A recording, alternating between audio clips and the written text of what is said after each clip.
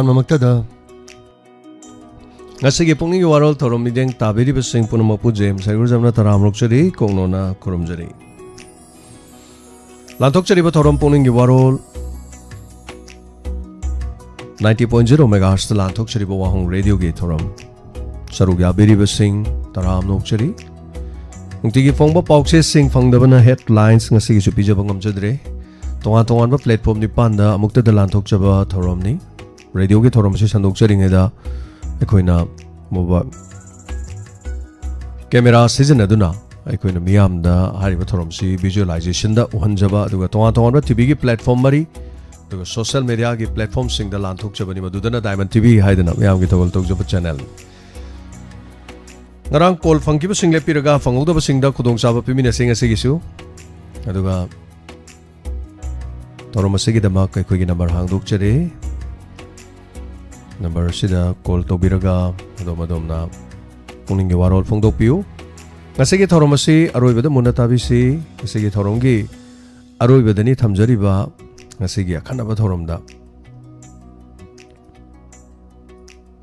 ningol singi khudol gi dama karam matamda message thaga dege karam number da thaga dege haibadu thorom si tabiraga koina horen pungkhai magi matam khokpija gani hari badu da domna saruk yabiu haiba wafam se sison nolok chari Aduna koina ren thorom sida saruk yabi si thorom si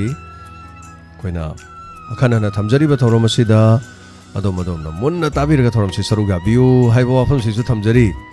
aduga koina hana haije da bagi maram di karigino hai kanda hana haije lodi hojikte message thajalakani koide leibe yaroi aduna koina pijari ba matam adugi mamangda tharakpa message koi madu disqualify hoigani madugi matungda tharakpa disqualify hoigani Same sadona dum thambiyo dongi number du de igadori se dongi ming laikfam yomna ahum se khatha iraga mobile number du ira thabira lor adu khaktani adana madu matang akoi ngamina se ningon khodongi dama khauji phawba koi ningon kun taret sudokre ningon tara degi ningon tara manga so matang surku de ningon kun taret hoji phawgi leisen gre kadai degi kun taret leire no horen tam haijege marak sida su hayeng hangchi ningon chakku haiba de hayeng phawgi manungda haiba tare ko Sida ningon masing amuk pizage koi khudol tamjage na hai ne hengkalak targadi maduso dum hapchan jagani adu masi matanga thamjari adu ngasi first caller ahan magi lokho chage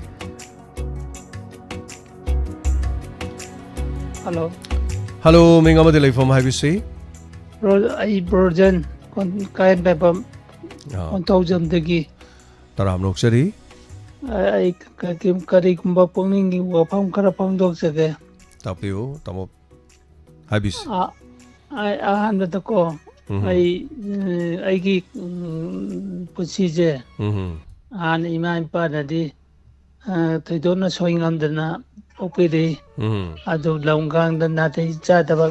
khulong de ba pan thengna ba da gi ai di uji di disable ado tu ore ado mind ni ke sto de ai makha da ba ri Ningonda satina sopa kaluraga ati itakta jubari lei adu kaluraga adu oraga garakanda oi loan gi matang ko kita ngai wakanda polopodo kita tanjabe habi koi gi international language ni ko english achina kana bai changji adogi mate kana abadi word amanda arthata sama han yare koi meda mahaba saraba sinajo mi ma polopati chipoboda adum sidan ba yaraban lone adi koi gi jo ise sunita mo kadigi se sunita na phone tarapasu yam nangchi segi mo na se chunda tani habado ko mana jo tarapata yam nangchi poi adigi singje mai o na thing ande sara to bimadi ai gadi isera isela khangda adum che obi hoi je obe do ai de mai gi kana to khangdra chai mat chai to khangda banina hoi adum isera isela khangde che da kaur jera ge dum moina ngani manga pada ju ꯍꯥꯏꯔꯛꯄꯗꯨ ꯑꯗꯨꯝ ꯄꯨꯛꯅꯤꯡ ꯅꯨꯡꯁꯤ ꯍꯥꯏꯕꯗꯤ ꯃꯤꯡꯒꯧꯗꯨꯅ ꯑꯆꯦꯠꯄ ꯃꯔꯤ ꯃꯆꯤꯟ ꯃꯄꯥꯗ ꯃꯥꯟꯕ ꯃꯃꯥ ꯃꯆꯥꯗ ꯃꯥꯟꯕ ꯑꯣꯏꯅ ꯍꯥꯏꯕ ꯋꯥꯅꯤ ꯑꯗꯨꯒ ꯃꯗꯨꯁꯨ ꯏꯪꯂꯤꯁꯇꯨ ꯑꯩꯈꯣꯏꯅ ꯄꯥꯝꯖꯅ ꯁꯤꯖꯤꯟꯅꯩꯕ ꯑꯩꯈꯣꯏꯁꯨ ꯗꯤꯄꯥꯔꯠꯃꯦꯟ ꯆꯠꯀꯥꯟꯗ ꯁꯥꯔ ꯃꯦꯗꯥꯝ ꯉꯥꯛꯇꯅꯤ ꯑꯗꯨꯃꯥꯏꯅ ꯇꯧꯔꯒ ꯖꯨꯝꯁꯨ ꯌꯥꯔꯦ ꯑꯗꯨꯒ ꯁꯥꯔꯁꯤ ꯑꯩꯁꯨ ꯁꯥꯔ ꯀꯧꯖꯒꯦ ꯑꯗꯨꯒ ꯂꯣꯏꯅꯃꯛ ꯑꯅꯤꯃꯛ ꯂꯣꯏꯅꯃꯛ ꯀꯥꯟꯅꯩ ꯍꯥꯏꯕꯅꯤꯗ ꯑꯗꯨꯃ ꯇꯝꯃꯒ ꯁꯥꯔꯁꯤ ꯃꯤ ꯃꯌꯥꯝꯅ ꯊꯥꯒꯠꯄꯗꯤ ꯌꯥꯗꯦ ꯍꯥꯏ ꯑꯩꯗꯤ ꯈꯔ ꯊꯥꯖꯗꯔꯒꯦ ꯊꯥꯒꯠꯄ ꯅꯠꯇꯕ ꯌꯥꯕ꯭ꯔꯥ ꯑꯗꯨꯗꯤ ꯊꯥꯗꯖꯒꯦꯕ ꯍꯣꯔꯦꯟ ꯀꯣꯟꯅ ꯀꯣꯜ ꯇꯧꯔ ꯊꯥꯗꯕꯤꯔꯣ ꯃꯌꯥꯝ ꯃꯥꯡ ꯊꯥꯗꯕꯤꯔꯅꯨ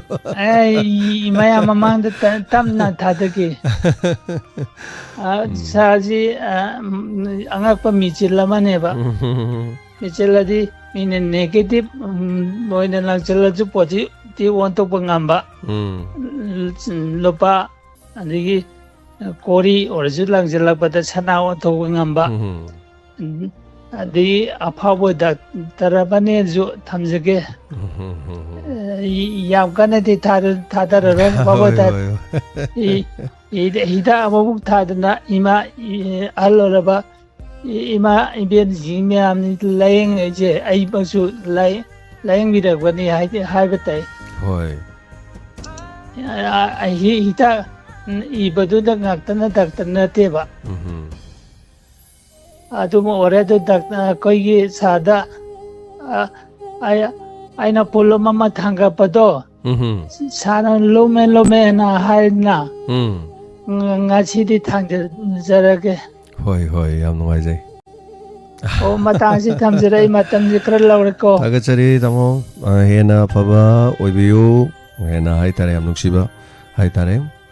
ꯕ꯭ꯔꯣꯖꯦꯟ ꯀꯌꯦꯟ ꯐꯥꯕꯝ ꯍꯥꯏꯕꯅꯤ ꯌꯥꯝꯕꯁꯤ ꯃꯁꯛ ꯃꯇꯧ ꯌꯥꯝ ꯐꯖꯈ꯭ꯔꯖꯥꯠꯅꯤ ꯑꯗꯨꯒ ꯑꯩꯅ ꯉꯁꯥꯏ ꯚꯤꯗꯤꯑꯣ ꯄ꯭ꯔꯣꯃꯣ ꯑꯃ ꯁꯦꯝꯕꯗꯣ ꯑꯗꯨꯒꯤ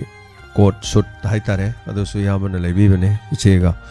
ꯑꯗꯨꯒ ꯌꯥꯝꯕꯁꯤ ꯃꯄꯥꯟ ꯌꯥꯝ ꯐꯔꯤꯉꯩꯗ ꯍꯥꯏꯇꯥꯔꯦ ꯃꯁꯥ ꯉꯁꯥꯏ ꯍꯥꯏꯖꯕꯗꯣ ꯏꯃꯥ ꯏꯄꯥꯅ ꯄꯣꯛꯄ ꯃꯇꯝꯗ ꯀꯔꯤꯝꯇ ꯁꯣꯏꯗꯅ ꯄꯣꯛꯂꯦꯕ ꯃꯁꯛ ꯃꯇꯧ ꯐꯖꯩ ꯃꯤ ꯉꯧꯔꯒ ꯑꯗꯨꯕꯨ ꯇꯝꯕ ꯉꯝꯗꯦꯗꯅ ꯃꯤꯑꯣꯏꯕ ꯄꯨꯟꯁꯤꯁꯦ ꯈꯪꯍꯧꯗꯅ ꯁ꯭ꯇ꯭ꯔꯣꯛ ꯇꯧꯔꯛꯈꯤ ꯁ꯭ꯇ꯭ꯔꯣꯛ ꯇꯧꯔꯛꯄꯗꯒꯤ ꯀꯔꯤꯒꯨꯝꯕ ꯑꯝꯇ ꯂꯦꯡꯕ ꯂꯥꯛꯄ ꯀꯔꯤꯝ ꯉꯝꯈꯤꯗꯦ ꯍꯥꯏꯕ ꯇꯥꯔꯦ ꯂꯣꯟꯁꯦ ꯁꯨꯃꯥꯏꯅ ꯊꯣꯛꯎꯗꯦ ꯋꯥ ꯉꯥꯡꯊꯤꯅ ꯉꯥꯡꯕ ꯉꯝꯃꯝꯗꯦ ꯑꯗꯣ ꯑꯩꯈꯣꯏꯒꯤ ꯊꯧꯔꯝꯁꯦ ꯇꯥꯔꯛꯏꯁꯦ ꯌꯥꯝ ꯀꯨꯏꯔꯦ ꯊꯧꯔꯝ ꯍꯧꯔꯛꯄ ꯁ꯭ꯋꯥꯏꯗ ꯑꯗꯨꯝ ꯇꯥꯔꯛꯑꯕꯅꯤ ꯐꯃꯨꯡꯗ ꯂꯩꯕ ꯀꯥꯟꯗ ꯑꯅꯥꯕ ꯑꯃꯒꯤ ꯃꯔꯨꯞꯁꯦ ꯀꯅꯥ ꯑꯣꯏꯒꯦ ꯍꯥꯏ ꯀꯥꯟꯗ ꯃꯣꯕꯥꯏꯜ ꯐꯣꯟ ꯔꯦꯗꯤꯑꯣ ꯇꯤꯚꯤ इमुंग मनुंगी मी सु होनबा याबो होने अदुम होनबा हाइसे अनाबगी सम होनमंदना इमुंगी मी थबक चथोकपो ngambonte अदु अखोइना मरुप ओइरगा लाकपा हाइतारे अदुना सिदा कनाना करी ngangnari करी तौरी खोली मा लोइ खंगे एवरीथिंग लोइ खंगे अदुना हदकी निंगोन खुदोन सिदा सु हाइबा तारे निंगोन मंगा खक कोई यामसिना पोथोकपिए अदुना हारिबा निंगोन मंगा से निंगोन खुदोन की सरुकते यावरी मसेगी दमा हाइतारे निंगोन मंगा ओरमदि ngसाय मा हापसन गरे निंगोन तरुक सुगरे निंगोन तरुक पुथोकपिरे हाइतारे हुजिकति को अहानबद मंगा पुथोकपिबने हुजिक तरुक सुरे अखोइना खरा मो हापसनजरे डायमंड डोनर्सना खरा मो मतेंग पांगसनजरे मयामना पांगबिरकपा खरदुगा हापसनजरकांदा अदु मोरेन हयेंग लाउथोकसरगे हाइतारे अदुनि यामना हाइसे इमा इपाना पोलकपदा करीम तोरकते अदुबु ngasiदी आई डिसेबल हाइबदु ओइरे अदुना अखोइ पुनमंगने अखोइ सुम लैरिबा खोइसे कर मतमदा डिसेबल ओइनि हाइब ngam ponte अखोइगी मतम अमा लाई अरोइबा मतम अमा लाकनी डॉक्टर न नो हाइबा मतम अमा लाकनी मतम अदुदा खुदसि पाइबा ngamoi चिन्दगी वहाइ मुक थोकपो ngamoi आइगी नुंसिरबा मरु मपांगसिना मांगदे लेपकनी कनामना काउखिनी कनामना निंगसिंगलoi कनामतना हाइरोय अदुबु आइतना लोइना निंगसिंगनी माले मसिगी मिपुंग खुदिमा लोइना निंगसिंगदुना लेहौनी आई थंथना निंगसिंगनी चिन्दगी वहाइ मुक थोकपो ngamoi सुमनतगी मितगी पी इराहाबा तारकपदुना तना कनामतना खंग ngamoi अखोइगी अरोइबा हाइबसे पुनमंगने सुमना लाकदोरिबने हाइबदai thank you so much thank you यामा सुनागचरी हेना फगटपैबो ओइसनो यामा सुमफम सिदा लाकपिरमबनी अदुगा हेना कनखट पोइबियु यामा थैंक यू सो मच थागचरी ngasi फर्स्ट कॉलर अदुगा यामा रोजेन करेन फाबम हाइबतारे याम नुवाइजे ꯅꯨꯡꯁꯤꯕ ꯃꯌꯥꯝ ꯄꯨꯜꯂꯒ ꯁꯦꯝꯕꯗꯨꯅꯤ ꯑꯩꯅ ꯖꯦꯝꯁ ꯁꯒꯨꯔꯖꯝꯅ ꯂꯨꯄꯥ 10,000 ꯄꯨꯊꯣꯛꯄꯗꯤ ꯌꯨꯇ꯭ꯌꯨꯕꯇꯒꯤ ꯂꯥꯛꯏꯕ ꯁꯦꯟ ꯈꯔꯁꯤꯗꯒꯤ ꯖꯦꯝꯁ ꯁꯒꯨꯔꯖꯝ ꯂꯨꯄꯥ 10,000 ꯄꯨꯊꯣꯛꯑꯒ ꯅꯤꯉꯣꯟ 10 ꯈꯪꯒꯠꯆꯔꯦ ꯂꯨꯄꯥ 1,000 ꯄꯤꯖꯒꯅꯤ ꯍꯥꯏꯔ ꯑꯩꯅ ꯊꯧꯔꯝ ꯇꯧꯕꯗ ꯑꯗꯨꯝ ꯌꯥꯏ ꯑꯗꯣ ꯑꯩꯅ ꯁꯦꯝꯒꯠꯂꯤꯗ ꯑꯩꯅ ꯁꯥꯒꯠꯂꯤꯁꯤꯗꯤ ꯀꯩꯅꯣ ꯍꯥꯏ ꯀꯥꯟꯗ ꯅꯨꯡꯁꯤꯕꯗꯨꯅꯦꯕ ꯅꯨꯡꯁꯤꯕ ꯍꯥꯏꯁꯤ ꯀꯩꯅꯣ ꯍꯥꯏ ꯀꯥꯟꯗ ꯅꯨꯡꯁꯤꯕ ꯍꯥꯏꯁꯦ ꯑꯩꯈꯣꯏ ꯃꯌꯥꯝꯅ ꯁꯦꯝꯕꯗꯨꯅꯦꯕ ꯈꯨꯗꯣꯜ ꯄꯣꯠꯅ ꯅꯨꯡꯁꯤꯕ ꯁꯦꯝꯕ ꯅꯠꯇꯦꯕ ꯊꯃꯣꯏꯗꯒꯤ ꯑꯣꯏꯔꯛꯄ ꯊꯃꯣꯏꯗꯒꯤ ꯂꯥꯛꯄ ꯄ꯭ꯔꯦꯝꯗꯨꯅꯦꯕ ꯂꯥꯛꯏꯁꯤ ꯑꯗꯨꯅ anyway thank you so much aduna yamana sponsor tawbiba ningon taruk adu ngamjaba khoina mo yamadu da plus toksinjare diamond donors leiribani no diamond donors yaubiriba khudimok kisu sautok chaningani mayam khobak aduma kobiu diamond donors member singsu nataba singsu haitare tension jage aduna puning waran no phajta tabiro karam kanda thagadage karam number da thagadage do hojibodi haidok saroi hello mingama de from habis sir leirong tendagi arkiboy ni sir arkiboy tapiu kari wafam happening sir wafam mani khat pukcha gesten pek na habiu koi gi ningon chaku buchi masida koi gi manipur da lai ribe hiesal ma tinga aina hajaning badi koi gi manipur da thopa po ni se puning koi gula jima puning dire koi manipur da thok taba ore sen ma palom sakhi da bache adegi ainum khan da bada koi gi sheng gumba lai dana same di manipur di phangchu phang deu ja boy oi koi kano daga kar phangi ga ina kaking daga kadai de no da du gi same duna yongam ponte da ngam ponte ba chuma dai puning da bai tare koi gi manipur thok thon puning ba sim daga thamjage aduga ngasi mari ni gi mamang da sar ai ji mukhang ga da ban tawbu nimita thabam khok sasaba are koi gi charpi kem leiba gi du kantin da pot lagi na chacharu matam tangjaru matam da ai manipur gi saisak pa changai ra amakta thine mang di panjara roi aga ma chi mak sam to uppe aina ma gi mang chi kauraga nang aduna tarana hairu bai tare aga ma na yam phajana haibirak ta bai tare aina di yam khanja manipur gi saisak pa awang ba mane aga ma na ngang ko kitang ngai jada bai tare kari hare no as ai chin kum ji nang aina sa khang da bara ai manipur sai ba fawo muni ne katorok pune ya ai chin kum da kadang khang dre ai di ojati yam nusidana kaujaru bani sine haijabat ai kadang ikai ja bai tare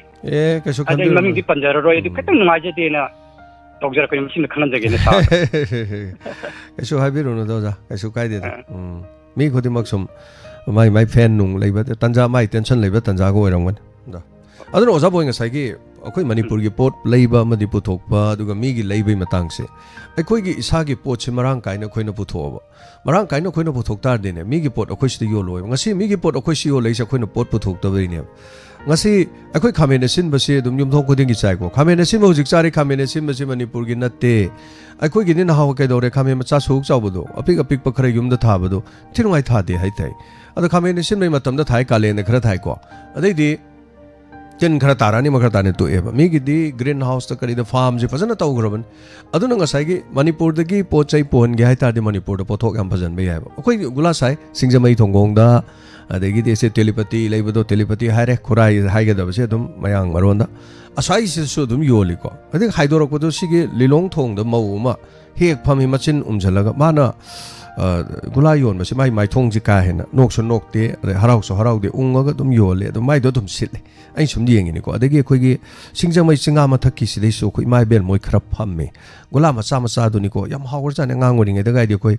makhai ma thadar siki ma thadaraga gula du ma hapchalaga ine no yoni nam lerami mani sing khara joro haijalaga kot eta thak tani ngahaler ga muk sikim thadani kot thak tani yam dar gula manga taruk te dum nukti dum sa he tare ngang wori nge da gula di one piece swam to saubani ko haise aduna मधुगी गुला दो याम मरांग काइना साबा मरांग काइना पुथोकतार दि मपानगी गुला साबा से कोई manufacture तोरकांदा packing तोरकांदा निंगथि जना पुथोदे दुम याने पुथोकतेब अदुना मीगी लमदगी पुसलै जे कोई पुथोकतबे अदुना होजिक सेम लैगे हादो ओजाना हाइबि दो मणिपुर सेम लैतेब यस उरखुल द सेम खर थाय कक्सिंग खर थाय असि थारि सिदि इमुंग तराना सा कोनब सेम नतेब अदुरदे कोई याम पुथोकु मथौ ताय लमदम से मियाम पनमन थबक सुबु चंगई हजाम चंगई से करी अदगी कुकर की करी की योट चिंग चंगई अखोई सिदन फम फम दन लोई लई अदन अखोइना थबक सुबि हंजलदी मोइदि थबक सुबम लैते मी लोई चचगी दोन नत्रजा अदन अखोई पोथोक यामना पुथोक मथौक ताई अद हुजिमकी देबो हाइजो हारगदी होय यस फी फावबद अखोइगी फी जे नम्मग पुरगा लाक्स लैनेबो करिगिनो हाइकांदा ꯑꯩꯈꯣꯏꯒꯤ ꯐꯤꯁꯦ ꯁꯤꯒ ꯃꯥꯟꯅꯕ ꯐꯤꯁꯦ ꯊꯥꯖꯤꯜꯂꯛꯏꯅꯦꯕ ꯑꯗꯨꯅ ꯃꯣꯏꯒꯤ ꯄꯣꯠ ꯁꯤꯠꯅꯅꯕꯅ ꯑꯗꯨꯅ ꯌꯥꯝ ꯂꯨꯈ꯭ꯔꯦ ꯃꯁꯤ ꯃꯇꯥꯡꯁꯤꯗ ꯑꯗꯣ ꯑꯩꯒꯤ ꯋꯥꯗꯤ ꯆꯥꯛꯀꯧꯕꯗ ꯑꯩꯈꯣꯏ ꯄꯣꯠ ꯄꯨꯁꯤꯒ ꯍꯥꯏꯕꯁꯦ ꯍꯣꯡꯕꯁꯨ ꯃꯤꯅ ꯍꯦꯟꯖꯜꯂꯛꯏ ꯐꯖꯕꯁꯨ ꯃꯤꯅ ꯍꯦꯟꯖꯜꯂꯛꯏ ꯄꯨꯝꯅꯃꯛꯁꯦ ꯃꯤꯅ ꯍꯥꯠꯇꯣꯔꯛꯄꯅꯤꯗ ꯑꯗꯣ ꯇꯦꯟꯁꯟꯖꯒꯦ ꯀꯣꯜ ꯑꯃ ꯂꯥꯛꯑꯦ ꯍꯜꯂꯣ ꯃꯤꯡ ꯑꯃꯗꯤ ꯂꯩꯐꯝ ꯍꯥꯏꯕꯤꯁꯦ ꯍꯜꯂꯣ Sir, kainomta haige. ꯑꯣ ꯀꯩꯅꯣꯝ ꯍꯥꯏꯗ꯭ꯔꯤꯉꯩꯗ ꯃꯤꯡꯒ ꯂꯩꯐꯝ ꯑꯃꯇ ꯍꯥꯟꯅ ꯍꯥꯏꯕꯤꯌꯨ Yaipok Sipai Laikai Sanatombi. ꯇꯥꯛꯄꯤꯌꯨ ꯀꯔꯤ ꯋꯥꯐꯝ ꯍꯥꯏꯕꯤꯅꯤꯡꯉꯤ ꯑꯩꯒꯤꯗꯤ ꯐꯣꯟꯗꯣ ꯑꯝꯇ ꯂꯩꯇꯦꯕꯀꯣ ꯑꯗꯣ ꯍꯧꯖꯤꯛꯀꯤ ꯅꯤꯉꯣꯜꯁꯤꯡꯒꯤ ꯑꯣꯏꯕ ꯀꯩꯅꯣ ꯇꯧꯔꯤꯁꯦ ꯑꯩꯈꯣꯏ ꯌꯨꯝꯒꯤ ꯂꯣꯇꯔꯤ ꯑꯔꯩꯕ ꯇꯧꯔꯤꯁꯦ ꯌꯨꯝꯗ ꯐꯣꯟꯐꯥꯎ ꯂꯩꯇꯕ꯭ꯔꯣ ꯏꯆꯥꯒꯤ ꯏꯄꯨꯔꯣꯏꯕꯒꯤ ꯏꯅꯥꯎꯄꯥꯒꯤ ꯂꯩꯇꯕ꯭ꯔꯣ ꯂꯩꯇꯤꯌꯦ ꯃꯣꯏ ꯊꯕꯛ ꯂꯣꯏ ꯆꯠꯊꯣꯛꯈ꯭ꯔꯦ ꯑꯣ ꯑꯗꯨꯗꯤ ꯂꯩꯀꯥꯏꯒꯤ ꯃꯤ ꯑꯃꯗꯩ ꯋꯥꯏꯕꯤꯔꯨꯔꯣ ꯑꯗꯨꯒ ꯑꯗꯨꯝ ꯇꯧꯕꯤꯔꯛꯑꯣ ꯐꯣꯟ ꯑꯃꯗꯒꯤ ꯑꯅꯤ ꯊꯥꯕ ꯌꯥꯕ꯭ꯔꯕ ꯑꯣ ꯑꯗꯨꯝ ꯊꯥꯕꯤꯌꯨ ꯊꯥꯕꯤꯌꯨ ꯀꯩꯁꯨ ꯀꯥꯏꯗꯦ ꯊꯥꯕꯗꯣ ꯄꯪꯊꯥ ꯊꯥꯖꯟꯕ ꯅꯠꯇꯕ ꯀꯣ ꯅꯤꯌꯣꯝ ꯆꯨꯝꯅ ꯐꯣꯟ ꯂꯩꯇꯕꯗꯒꯤ ꯑꯗꯨꯝ ꯇꯧꯕꯤꯔꯣ ꯑꯗꯣ ꯐꯣꯟ ꯅꯝꯕꯔꯗꯤ ꯂꯥꯎꯊꯣꯛꯆꯗ꯭ꯔꯤꯀꯣ ꯑꯣꯀꯦ ꯑꯣ ꯑꯗꯨ ꯍꯪꯒꯦ ꯇꯧꯕꯅꯤ ꯊꯝꯃꯒꯦ ꯍꯣꯏ ꯍꯣꯏ ꯍꯣꯏ ꯅꯤꯉꯣꯜꯁꯤꯡ ꯁꯔꯨꯛ ꯌꯥꯕꯤꯌꯨ ꯉꯁꯤꯒꯤ ꯊꯧꯔꯝꯗ ꯑꯗ ꯑꯩꯈꯣꯏꯒꯤ ꯅꯝꯕꯔ ꯍꯧꯖꯤꯛꯀꯤ ꯄꯥꯡꯊꯣꯛꯏꯕ ꯊꯧꯔꯝꯁꯦ ꯁꯤꯒꯤ ꯀꯟꯅ ꯄꯥꯡꯊꯣꯛꯏꯉꯩꯁꯤꯗ 08ꯁꯤꯗ ꯐꯣꯟ ꯇꯧꯁꯜꯂꯒ ꯄꯨꯛꯅꯤꯡ ꯋꯥꯔꯣꯜ ꯌꯥꯎꯅꯤꯅ ꯇꯧꯕꯤꯔꯛꯏꯕ ꯏꯆꯤꯜ ꯏꯅꯥꯎꯁꯤꯡꯁꯦ ꯃꯆꯨꯝꯃ ꯐꯣꯟꯗꯨꯃ ꯇꯧꯕꯤꯒꯅꯨ ꯑꯗꯨꯒꯤ ꯐꯣꯟꯗꯣ ꯁꯤꯖꯤꯟꯅꯗꯦ ꯐꯣꯟꯗꯣ ꯌꯥꯝ ꯇꯧ ꯂꯩꯔꯦꯕ ꯁꯤꯗꯩꯗ ꯁꯤꯒꯤ ꯐꯣꯟ ꯅꯝꯕꯔꯁꯦ ꯁꯤꯖꯤꯟꯅꯗꯦ ꯁꯤꯗ ꯇꯧꯕꯤꯔꯛꯀꯅꯨ ꯍꯜꯂꯣ ꯍꯜꯂꯣ ꯑꯣꯖꯥ ꯁꯅꯥꯇꯣꯝꯕ ꯇꯔꯥꯝ ꯂꯣꯛꯆꯔꯤ ꯁꯥꯔ ꯋꯥꯍꯩ ꯄꯨꯛꯅꯤꯡ ꯋꯥꯔꯣꯜ ꯑꯃꯗ ꯐꯣꯡꯗꯣꯛꯆꯒꯦ ꯇꯧꯖꯔꯛꯄꯅꯤ ꯁꯥꯔ ꯍꯥꯏꯕꯤꯌꯨ ꯍꯧꯖꯤꯛꯀꯤ ꯃꯃꯥꯡ ꯊꯛꯇ ꯐꯣꯟ ꯇꯧꯕꯤꯔꯛꯈꯤꯕ ꯑꯩꯈꯣꯏꯒꯤ ꯏꯌꯥꯝꯕ ꯕꯣꯖꯦꯟ ꯍꯥꯏꯇꯥꯔꯦꯀꯣ ꯃꯥꯅ ꯅꯤꯉꯣꯜ 5ꯒꯤ ꯇꯧꯕꯤꯔꯛꯄꯗꯤ ꯌꯥꯝ ꯅꯨꯡꯉꯥꯏꯖꯩ ꯑꯗꯨꯒ ꯏꯌꯥꯝꯕ ꯕꯣꯖꯦꯟꯕꯨ ꯑꯩꯒꯤ ꯈꯣꯟꯖꯦꯜꯁꯦ ꯇꯣꯏꯅ ꯇꯥꯕ ꯐꯪꯗꯦ ꯉꯁꯤꯅ ꯑꯍꯥꯟꯕ ꯑꯣꯏꯗꯣꯏꯅꯤ ꯃꯔꯛ ꯃꯔꯛꯇꯁꯨ ꯑꯗꯨꯝ ꯐꯣꯟ ꯇꯧꯕꯤꯔꯣ ꯍꯥꯏꯖꯗꯦ ꯏꯌꯥꯝꯕꯗꯨꯗ ꯑꯗꯨꯒ ꯏꯌꯥꯝꯕꯗꯨꯁꯨ ꯄꯨꯟꯁꯤ ꯅꯨꯡꯁꯥꯡꯕ ꯑꯣꯏꯖꯅꯨ ꯃꯊꯪ ꯆꯍꯤꯗꯗꯤ ꯍꯦꯟꯅ ꯑꯗꯨꯗꯒꯤ ꯍꯦꯟꯅ ꯅꯤꯉꯣꯜ ꯃꯌꯥꯝ ꯑꯃ ꯍꯦꯟꯕ ꯉꯝꯖꯕ ꯑꯣꯏꯕꯤꯌꯨ ꯍꯥꯏꯖꯒꯦ ꯁꯥꯔ ꯑꯗꯨꯒ ꯋꯥꯐꯝ ꯑꯃꯅ ꯍꯟꯗꯛꯀꯤ ꯅꯤꯉꯣꯜ ꯆꯥꯛꯀꯧꯕꯗꯨꯗ ꯅꯤꯉꯣꯜꯁꯤꯡꯅ ꯆꯥꯛꯀꯧꯕ ꯆꯠꯄꯗ ꯍꯜꯂꯛꯄꯗ ꯑꯁꯣꯏ ꯑꯉꯥꯝ ꯌꯥꯎꯗꯅ ꯍꯔꯥꯎ ꯍꯔꯥꯎꯅ ꯍꯜꯂꯛꯄ ꯑꯣꯏꯕꯤꯌꯨ ꯍꯥꯏꯖꯒꯦ ꯁꯥꯔ ꯒꯥꯔꯤ ꯌꯥꯝ ꯆꯤꯟꯕꯅꯤꯅ ꯇꯞ ꯏꯪꯅ ꯊꯧꯔꯒ ꯇꯦꯛꯇ ꯀꯥꯏꯗꯅ ꯑꯗꯨꯝ ꯌꯨꯝꯗ ꯌꯧꯕꯤꯔꯛꯑꯣ ꯍꯥꯏꯖꯒꯦ ꯑꯗꯨꯒ ꯂꯣꯏꯖꯔꯒꯦ ꯁꯥꯔ ꯊꯥꯒꯠꯆꯔꯤ ꯅꯤꯉꯣꯜꯁꯤꯡꯅ ꯇꯧꯒꯗꯕꯁꯦ ꯀꯔꯤꯒꯨꯝꯕ ꯑꯗꯣꯝꯕꯨ ꯊꯤꯟꯒꯗꯧꯔꯤꯕ ꯃꯤꯗꯨ ꯌꯨ ꯊꯛꯑꯕ ꯒꯥꯔꯤ ꯇꯣꯡꯕꯤꯔꯣꯅꯨ ꯑꯗꯣꯝꯕ ꯂꯧꯕ ꯂꯥꯛꯏꯕ ꯃꯤꯗꯣ ꯑꯗꯨꯅ ꯌꯨ ꯊꯛꯂꯛꯑꯕ ꯒꯥꯔꯤ ꯇꯣꯡꯕꯤꯔꯣꯅꯨ ꯑꯣꯇꯣ ꯑꯃ ꯇꯣꯡꯉꯒꯅꯦ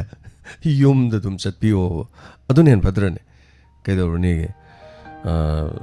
ꯁꯣꯏ ꯉꯥꯝꯗꯅ ꯑꯃꯨꯛ ꯈꯨꯗꯣꯡꯊꯤꯕ ꯊꯣꯛꯇꯣꯛ ꯁꯔꯨꯛꯄꯨꯗꯤ ꯑꯗꯨꯝ ꯀꯩꯅꯣ ꯇꯧꯁꯦꯕꯀꯣ ꯑꯗꯨꯃꯥꯏꯅ ꯁꯣꯏꯗ ꯉꯥꯝꯗꯅꯕꯒꯤꯗꯃꯛ ꯑꯣꯏꯁꯦꯕ ꯊꯥꯒꯠꯆꯔꯤ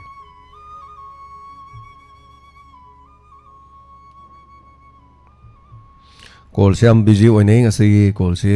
ꯅꯍꯥꯟ ꯃꯈꯩꯗꯒꯤ ꯀꯣꯜ ꯇꯧꯔꯛꯄꯗ ꯑꯩꯈꯣꯏꯒꯤ ꯑꯗꯨꯛꯀꯤ ꯃꯇꯤꯛ ꯆꯤꯟꯕ ꯍꯥꯏꯕꯗꯨ ꯑꯣꯏ ꯐꯣꯟꯁꯦ ꯄꯥꯏꯈꯠꯄ ꯑꯃꯠꯇ ꯌꯥꯗꯦ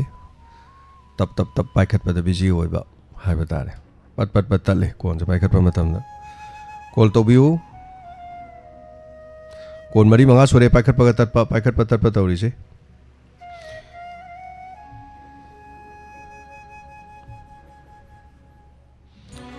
ꯑꯣꯖꯥ ꯁꯅꯥꯇꯣꯝꯕꯅ 5 ꯍꯥꯏꯔꯝꯃꯅꯤ 6ꯅꯦꯅ ꯂꯥꯎꯊꯣꯛꯆꯈ꯭ꯔꯦ ꯃꯥꯅ ꯍꯥꯏꯕꯗ ꯁꯣꯏꯕ ꯑꯣꯏꯅꯤ ꯑꯗꯨꯝ ꯀꯩꯁꯨ ꯀꯥꯏꯕ ꯂꯩꯇꯦ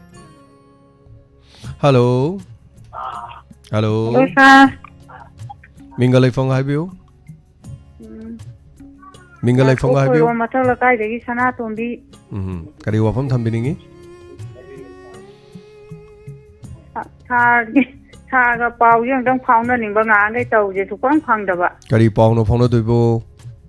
ꯄꯥꯎ ꯐꯥꯎꯅꯕ ꯍꯥꯏꯁꯦ ꯁꯥꯔꯒꯤ ꯄ꯭ꯔꯣꯒ꯭ꯔꯥꯝꯁꯦ ꯂꯣꯏꯅ ꯇꯥꯖꯔꯤꯅ ꯍꯥꯏꯖꯒꯦ ꯇꯧꯕꯅꯤ ꯁꯥꯔ ꯇꯥꯖꯔꯤ ꯍꯥꯏꯕ ꯈꯛꯇꯒꯤ ꯌꯥꯝ ꯅꯨꯡꯉꯥꯏ ꯌꯥꯝꯅ ꯂꯣꯏꯅ ꯇꯥꯖꯔꯤ ꯅꯨꯡꯉꯥꯏ ꯑꯅ ꯍꯥꯏꯖꯒꯦ ꯇꯧꯕ ꯉꯍꯥꯟꯗꯒꯤ ꯐꯣꯟꯁꯦ ꯁꯨꯛꯐꯪ ꯐꯪꯗꯕ ꯅꯨꯡꯉꯥꯏꯖꯔꯦ ꯐꯪꯉꯦ ꯌꯥꯝ ꯅꯨꯡꯉꯥꯏꯔꯦ ꯊꯦꯡꯛ ꯌꯨ ꯇꯥꯕꯤꯌꯨ ꯌꯥꯝ ꯅꯨꯡꯉꯥꯏꯖꯔꯦ ꯑꯗꯨꯗꯤ ꯋꯥꯐꯝꯁꯤꯅ ꯂꯣꯏꯔꯦꯀꯣ ꯁꯥꯔ ꯑꯍꯥꯟꯕꯅꯤꯅ ꯊꯦꯡꯛ ꯌꯨ ꯊꯛꯀꯠꯂꯦ ꯃꯊꯪꯗ ꯑꯃꯨꯛ ꯐꯖꯅ ꯍꯥꯏꯔꯒꯦ ꯐꯅꯤ ꯊꯥꯒꯠꯆꯔꯤ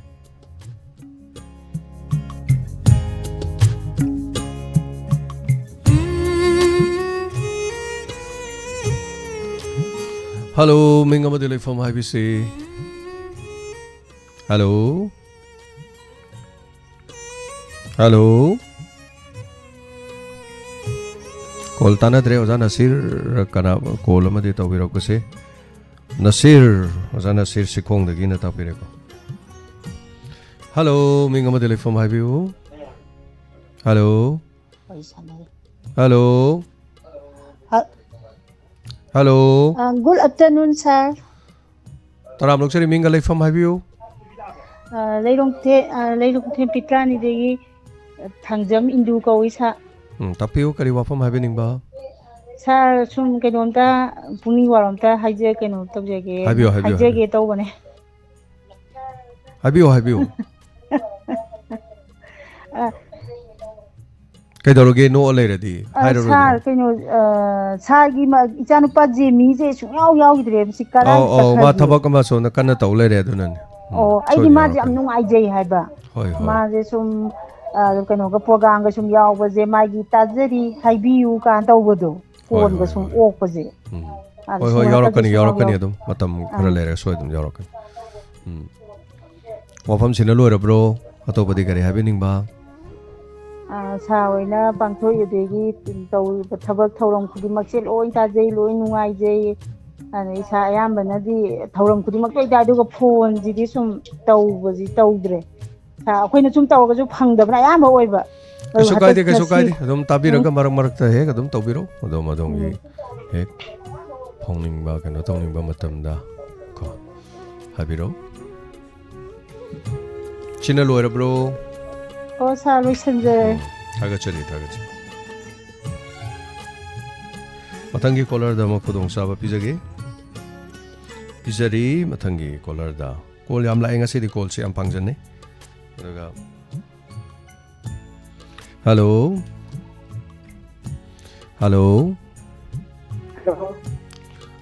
Mingalai fonga tapio. Sang hem ding na le to ni ya đúng không? Malai ton kari wafam habining habiu. Nhà cái chú Phụng thì WAROL khơi cha thì không thuộc chật cái Habisi ma. Tabi juga cha cái phòng mang anh pan thì tabi được khuyên nó phụ su anh nó khuyên cái đi na rồi hay xin cha liền thì vẫn là tabi rồi nó mang nó sự tabi yêu nhưng mà không có lạc vào đó mong hà đó nó sẽ si nai pa ahal là mình xong rất là em na cái awa vào đó thì cũng vui à đó bên này chắc là su yam na khi là năng naจะกุฏิแต่ยิ่งอีมุ่งมุ่งดาทางงานเย็นคงไปเสียชาดันแต่เลยวันนี้มีสิ่งที่ตัวบิดนี่ใส่ปุ่นตัวบิดันบ้าหน้าดูสารกันนี่ชีนะอยู่ทักกันนะหลายก็ชีอีเช่นปุ่นมาตุได้โบราปีนะจำนี่ชีนะเราเห็นนี่มานะดูลำบีเชฟไปสิจะที่รักข้ากะรีทวีดบ้ากะรีตั้งนะทว่า家里的空气在那呢，所以我还是能通通些别人到问你。Yang nung azay ma, yang section ba wafam sing thambi ba hai batare ne ko. Thaga chari ma, madumak oi boy sano atai oi. Yu thaga gari thau do madu dang di tau do boy sano. Yari ke ji ne bo imana ne yel la ba yen ji thong han ni de madu ne tho di mo ji ne ti tau ba thabang yen du ka pa dai mating yo la yu thau do ne ba. Nga da su imam makok maru ga dum tau ki doi ni nei ma. Tau. Madu ki cha na ti dong ri cha ri na. Ang cha ri na kwa ri na ya ji na. Ni mi ta thi nga pi yo na na. Khudam jari puna makku. Hoi. Yam ngai cha na toi ba thorom do ma ching hen kat nei cha ri mai pa kho do na na ta jari. Ta ko gi cha na khudon kha tau ga ni ha do. Adu yen hen ma ching no da yang khai mu tang he tau ro di ngai ni da ko. Yang khai di ya do madre ma. Kon tare si bau. Amada mu khomi ko. Tau jari ne ba.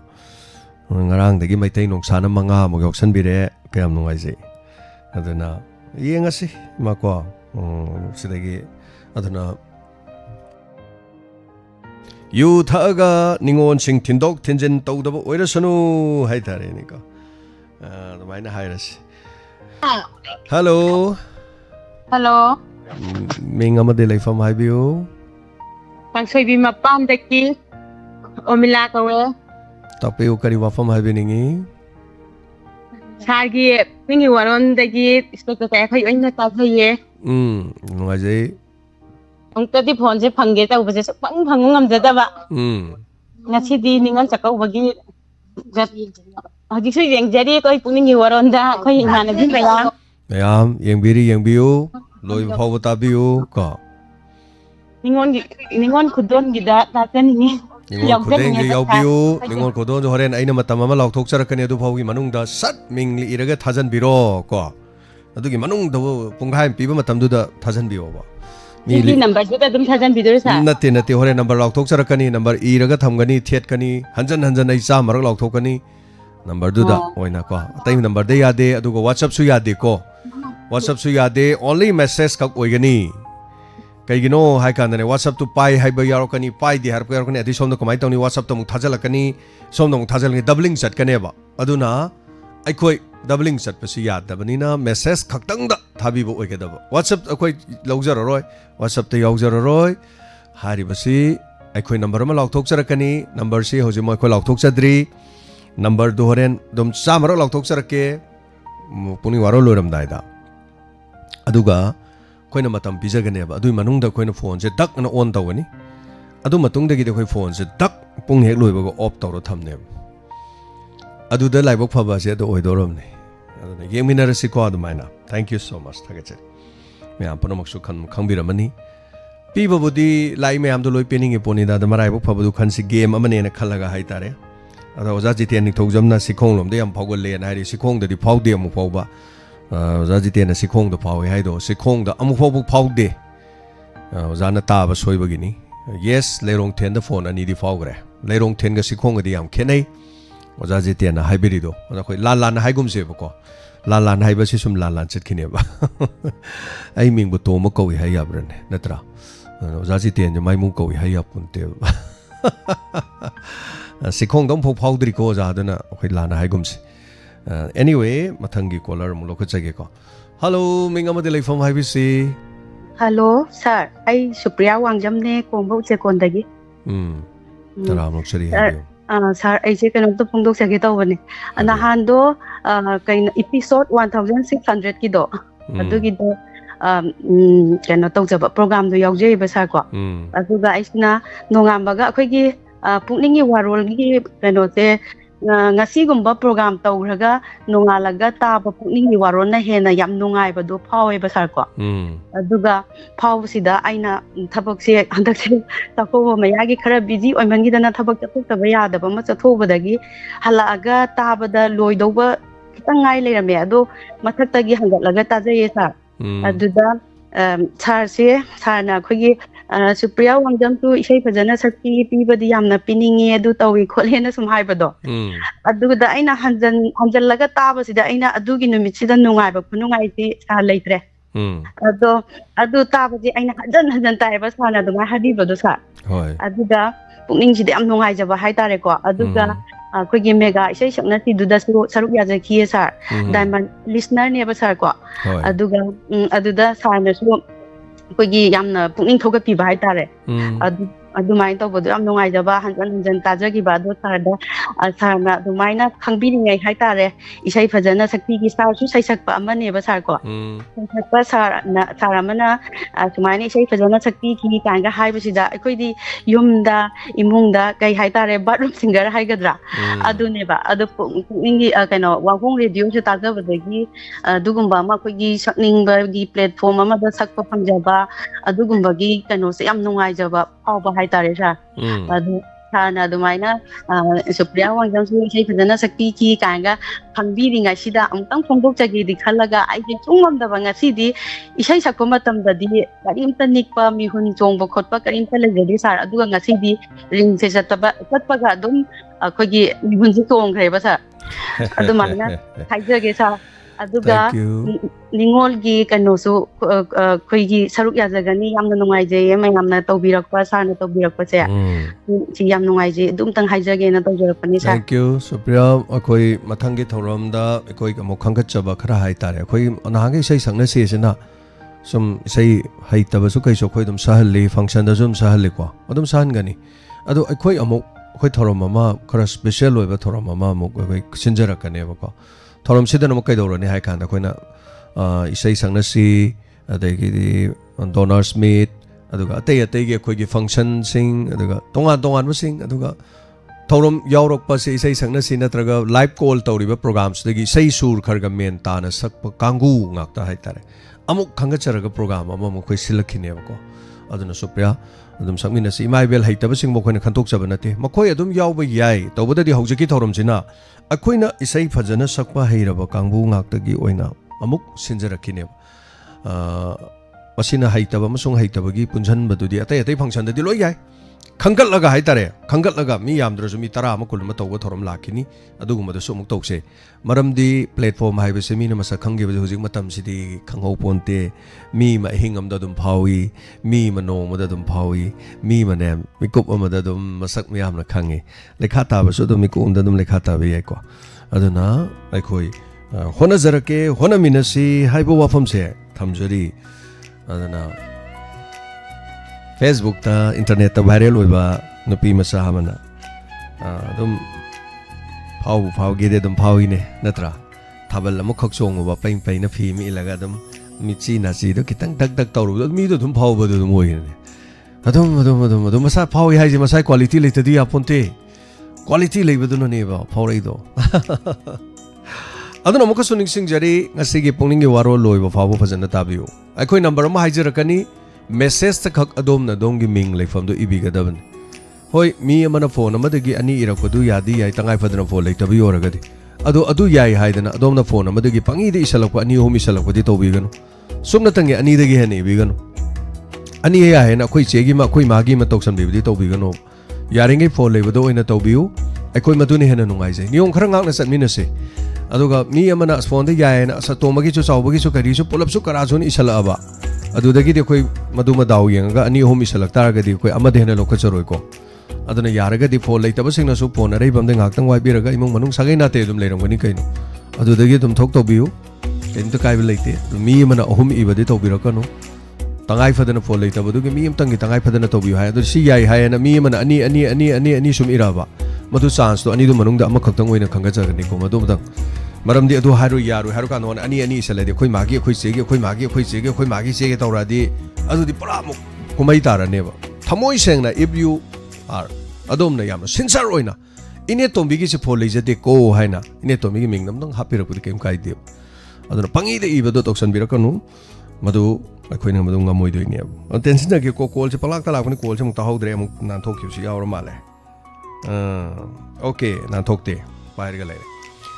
Hello, Ming amade like from Habisi. Hello, ai tàu giấy khóa thông đây nè. Ming Habisi, Ming Habisi. Habio.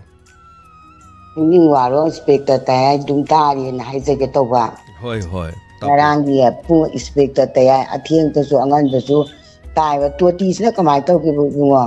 khối cái tua tì gì à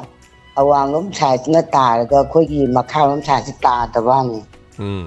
Tara ma thôi đi chim bên cái pung bari bọc tum thế ngã gì thế, ai sau ninh bên này rồi là tôi cho hai cái tàu vậy nè, còn mai tôi cho nên là, ở đây mà mỗi cái phone number cái lấy tàu ra, lấy thì ở đây anh hai cái khơi lấy cái gì đó, ở khơi nhà mà là cái anh tăng complain tàu gì xin gì, awang lắm sai na, thật là tài thì kia anh cái thay đi em đi, ở khơi thì kia anh cái là kia ba tin lắm bốc ta thì anh quy đấy bốc qua, bây giờ nông ai thì lấy vào đó suy ăn ta nè, sinh tình kỳ mà đã, sinh mà cái sa tục pia ba, ở tua ti tua ta thì hay là gas na thì thi dia thì thà của tiếng kia, gas na thì để làm một lát mày ăn ta rồi, thà của tiếng thi cái này đối sinh đâu, mỗi lần vi thà thì có chút thà vi rồi đó qua, đó cái mấy chút tiếng nghe tum để hình cao qua đấy, cái sao kia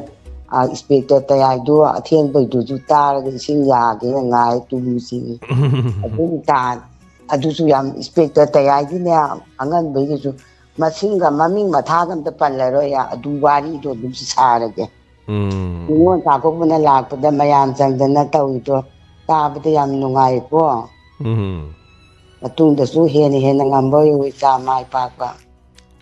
yam nung ai Ado mama mo ising ga lakpado kay gumising laktar di tulu na ga toro chingsandro. O tulu na singdo tulu na singje pung 12 na pung 4 bau singye ba. Adu bau na ising la de tulu do sa ne na mutali amu singi spectat tayan mutai amu singi mut adum ahing chu banga si matum de kang khoi dau sa ba le si bau sau ning ba. Ising da sing ba da. Ko de tau ga diamond gi sa hai ge ta ba ya di khar pha nien. Kaya jungang bai te mama de sun tum tai puning waron de speaker taya noi gi lila sa na bai program do as hero kum da am pak sei ne na ba adu gi drama adu hero kum do aina dum potha tai ba ina thum pak ja ga da aina na ha go ni na sa na to do am tha sei magun lai adu na ni nan do mayam na la gi ma cha hai do Thank you, ma. Thank you. Siya thamjage. Thagachari ma.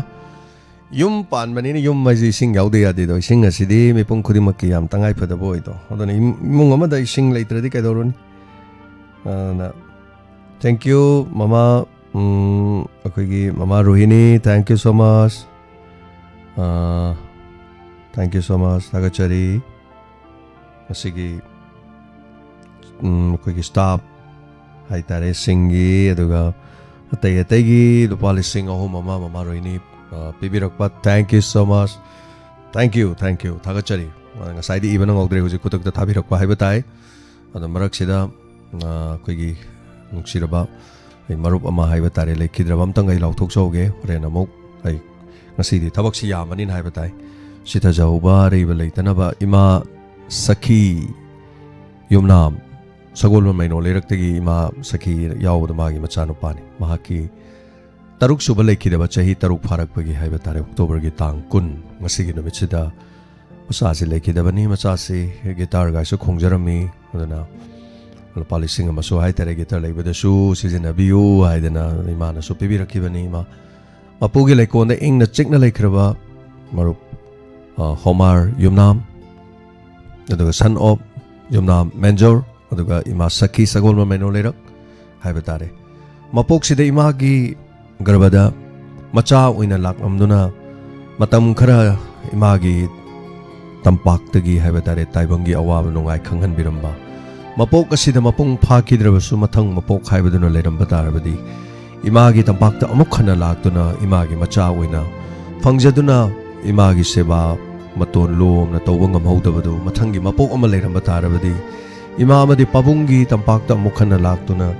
pangthokpang amhaudaba maruki sintha sing ado pangthokpang amba oirasanu ingna signa mapugi lekonda leirasanu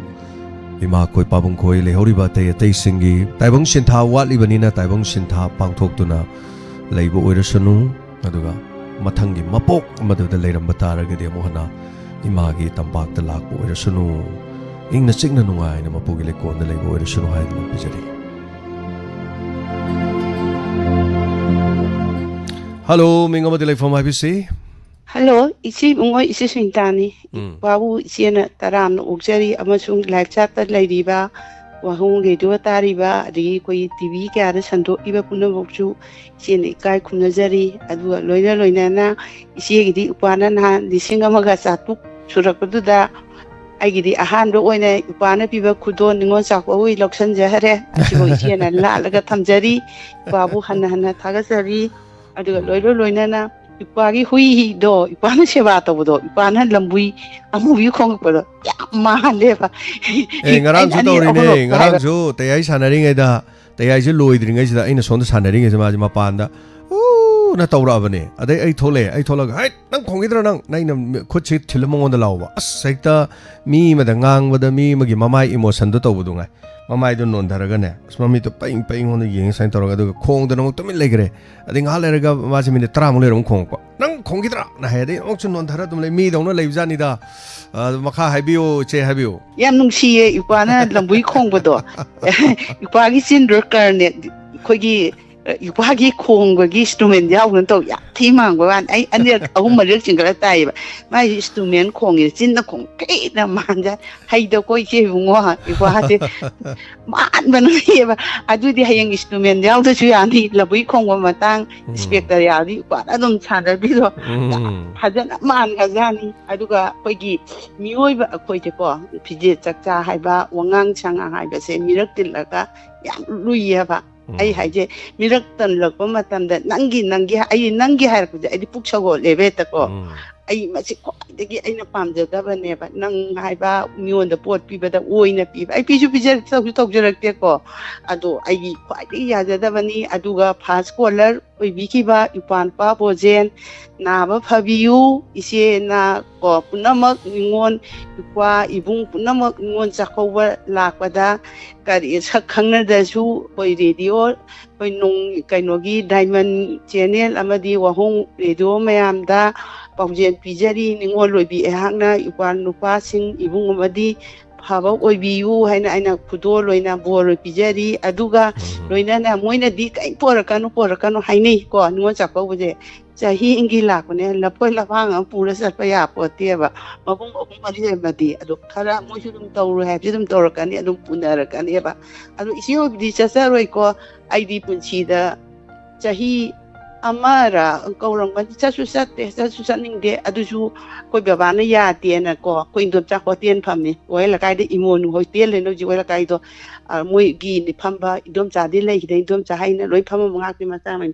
ꯑꯩꯅ ꯐꯅꯦꯛ ꯐꯤꯔꯣꯜ ꯂꯩꯔ ꯄꯨꯖ ꯑꯩꯅ ꯄꯨꯟꯁꯤꯒꯤ ꯑꯗꯨꯅ ꯑꯍꯥꯟꯕ ꯑꯣꯏꯈꯤꯗꯦ ꯑꯩ ꯆꯠꯂꯨꯠꯇꯦꯗ ꯀꯣꯟꯅ ꯀꯧꯔꯛꯑꯁꯨ ꯃꯣꯏ ꯏꯄꯥꯁꯤꯡꯗꯨ ꯅꯨꯡꯁꯤꯅꯗꯦꯅ ꯏꯆꯦ ꯑꯃꯐꯥꯎ ꯆꯠꯇꯦ ꯌꯥꯝ ꯀꯧꯏ ꯆꯠꯇꯦ ꯑꯩ ꯆꯠꯇꯦ ꯅꯣꯡꯈꯛꯇꯤ ꯆꯠꯂꯨꯔꯒꯅꯦ ꯃꯣꯏ ꯑꯩꯈꯣꯏꯅ ꯆꯠꯂꯨꯕ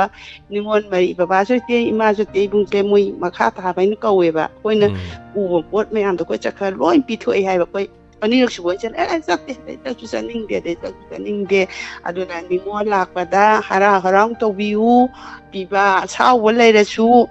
ꯑꯩꯈꯣই ꯃꯅꯝ ꯃꯆꯟ ꯑꯣꯏꯔꯤꯕ ꯃꯌꯥꯝꯗꯨꯅ ꯑꯩ ꯂꯣꯏ ꯇꯧꯏ ꯍꯥꯏꯕ ꯅꯠꯇꯦ ꯑꯩꯈꯣꯏꯗ ꯊꯣꯛꯈ꯭ꯔꯕꯅꯤ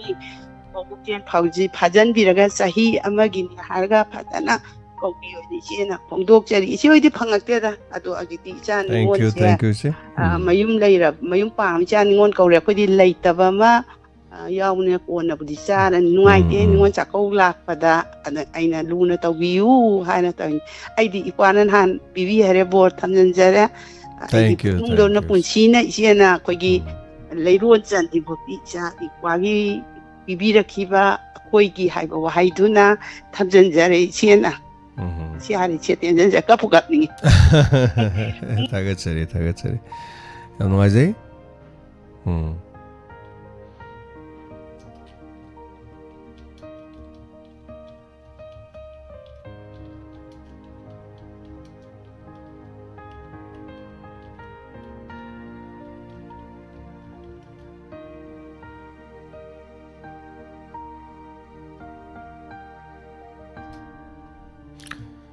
Hello.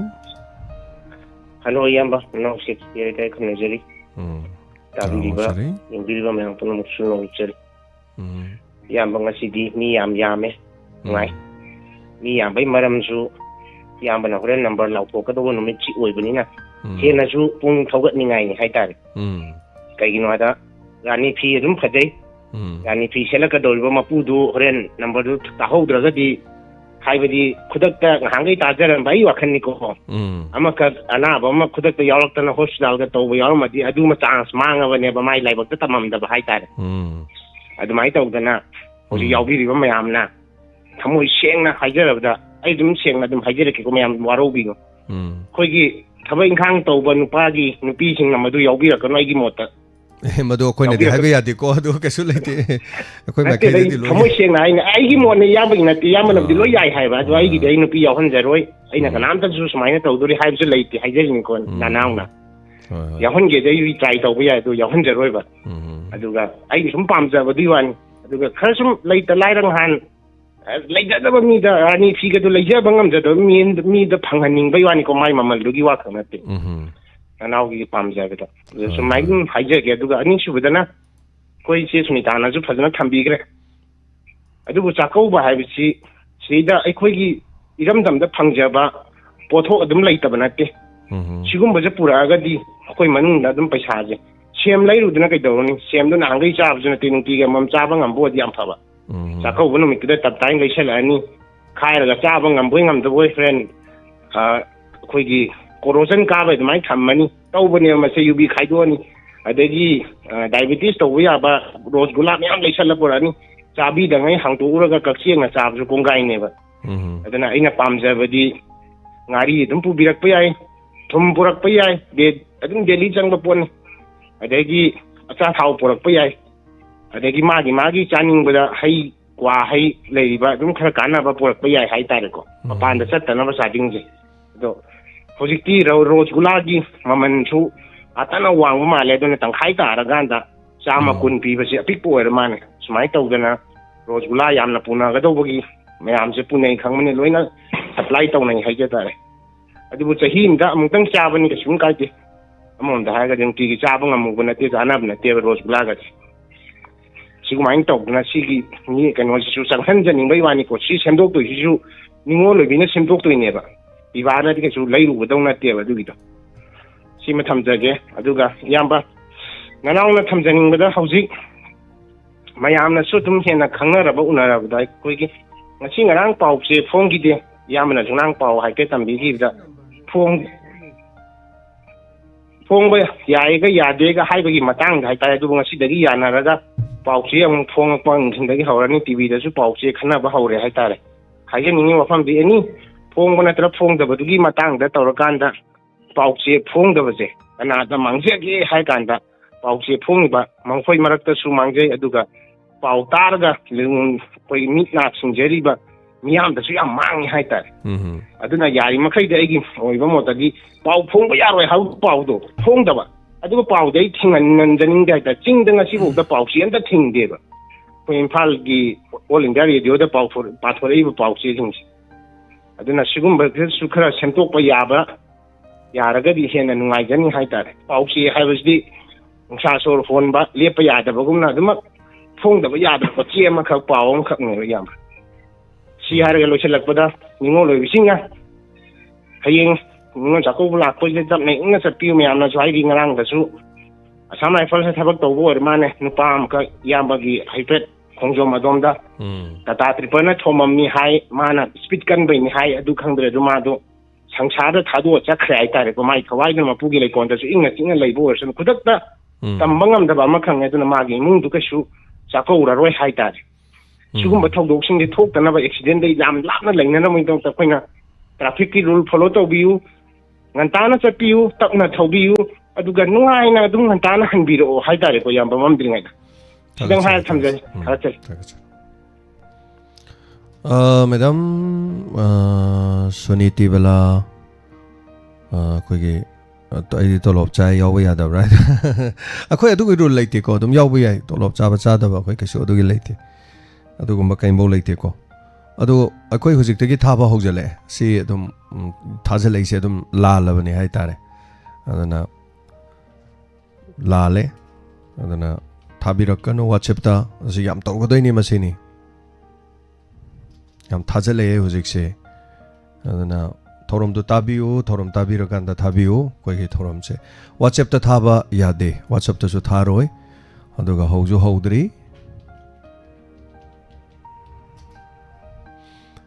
adana thajan birei singsi akoi da hojik ta phanam thaba yaure adana valid oigani adomna thabirei do adana thorom phajana tabiu niom phajana inminasi koi number log thok sadri number log thokada ba number du da message ta thabira kada bani koi hojik karim ta laujadri matam karim ba uji laujadri koi matam kaim pidri hai tare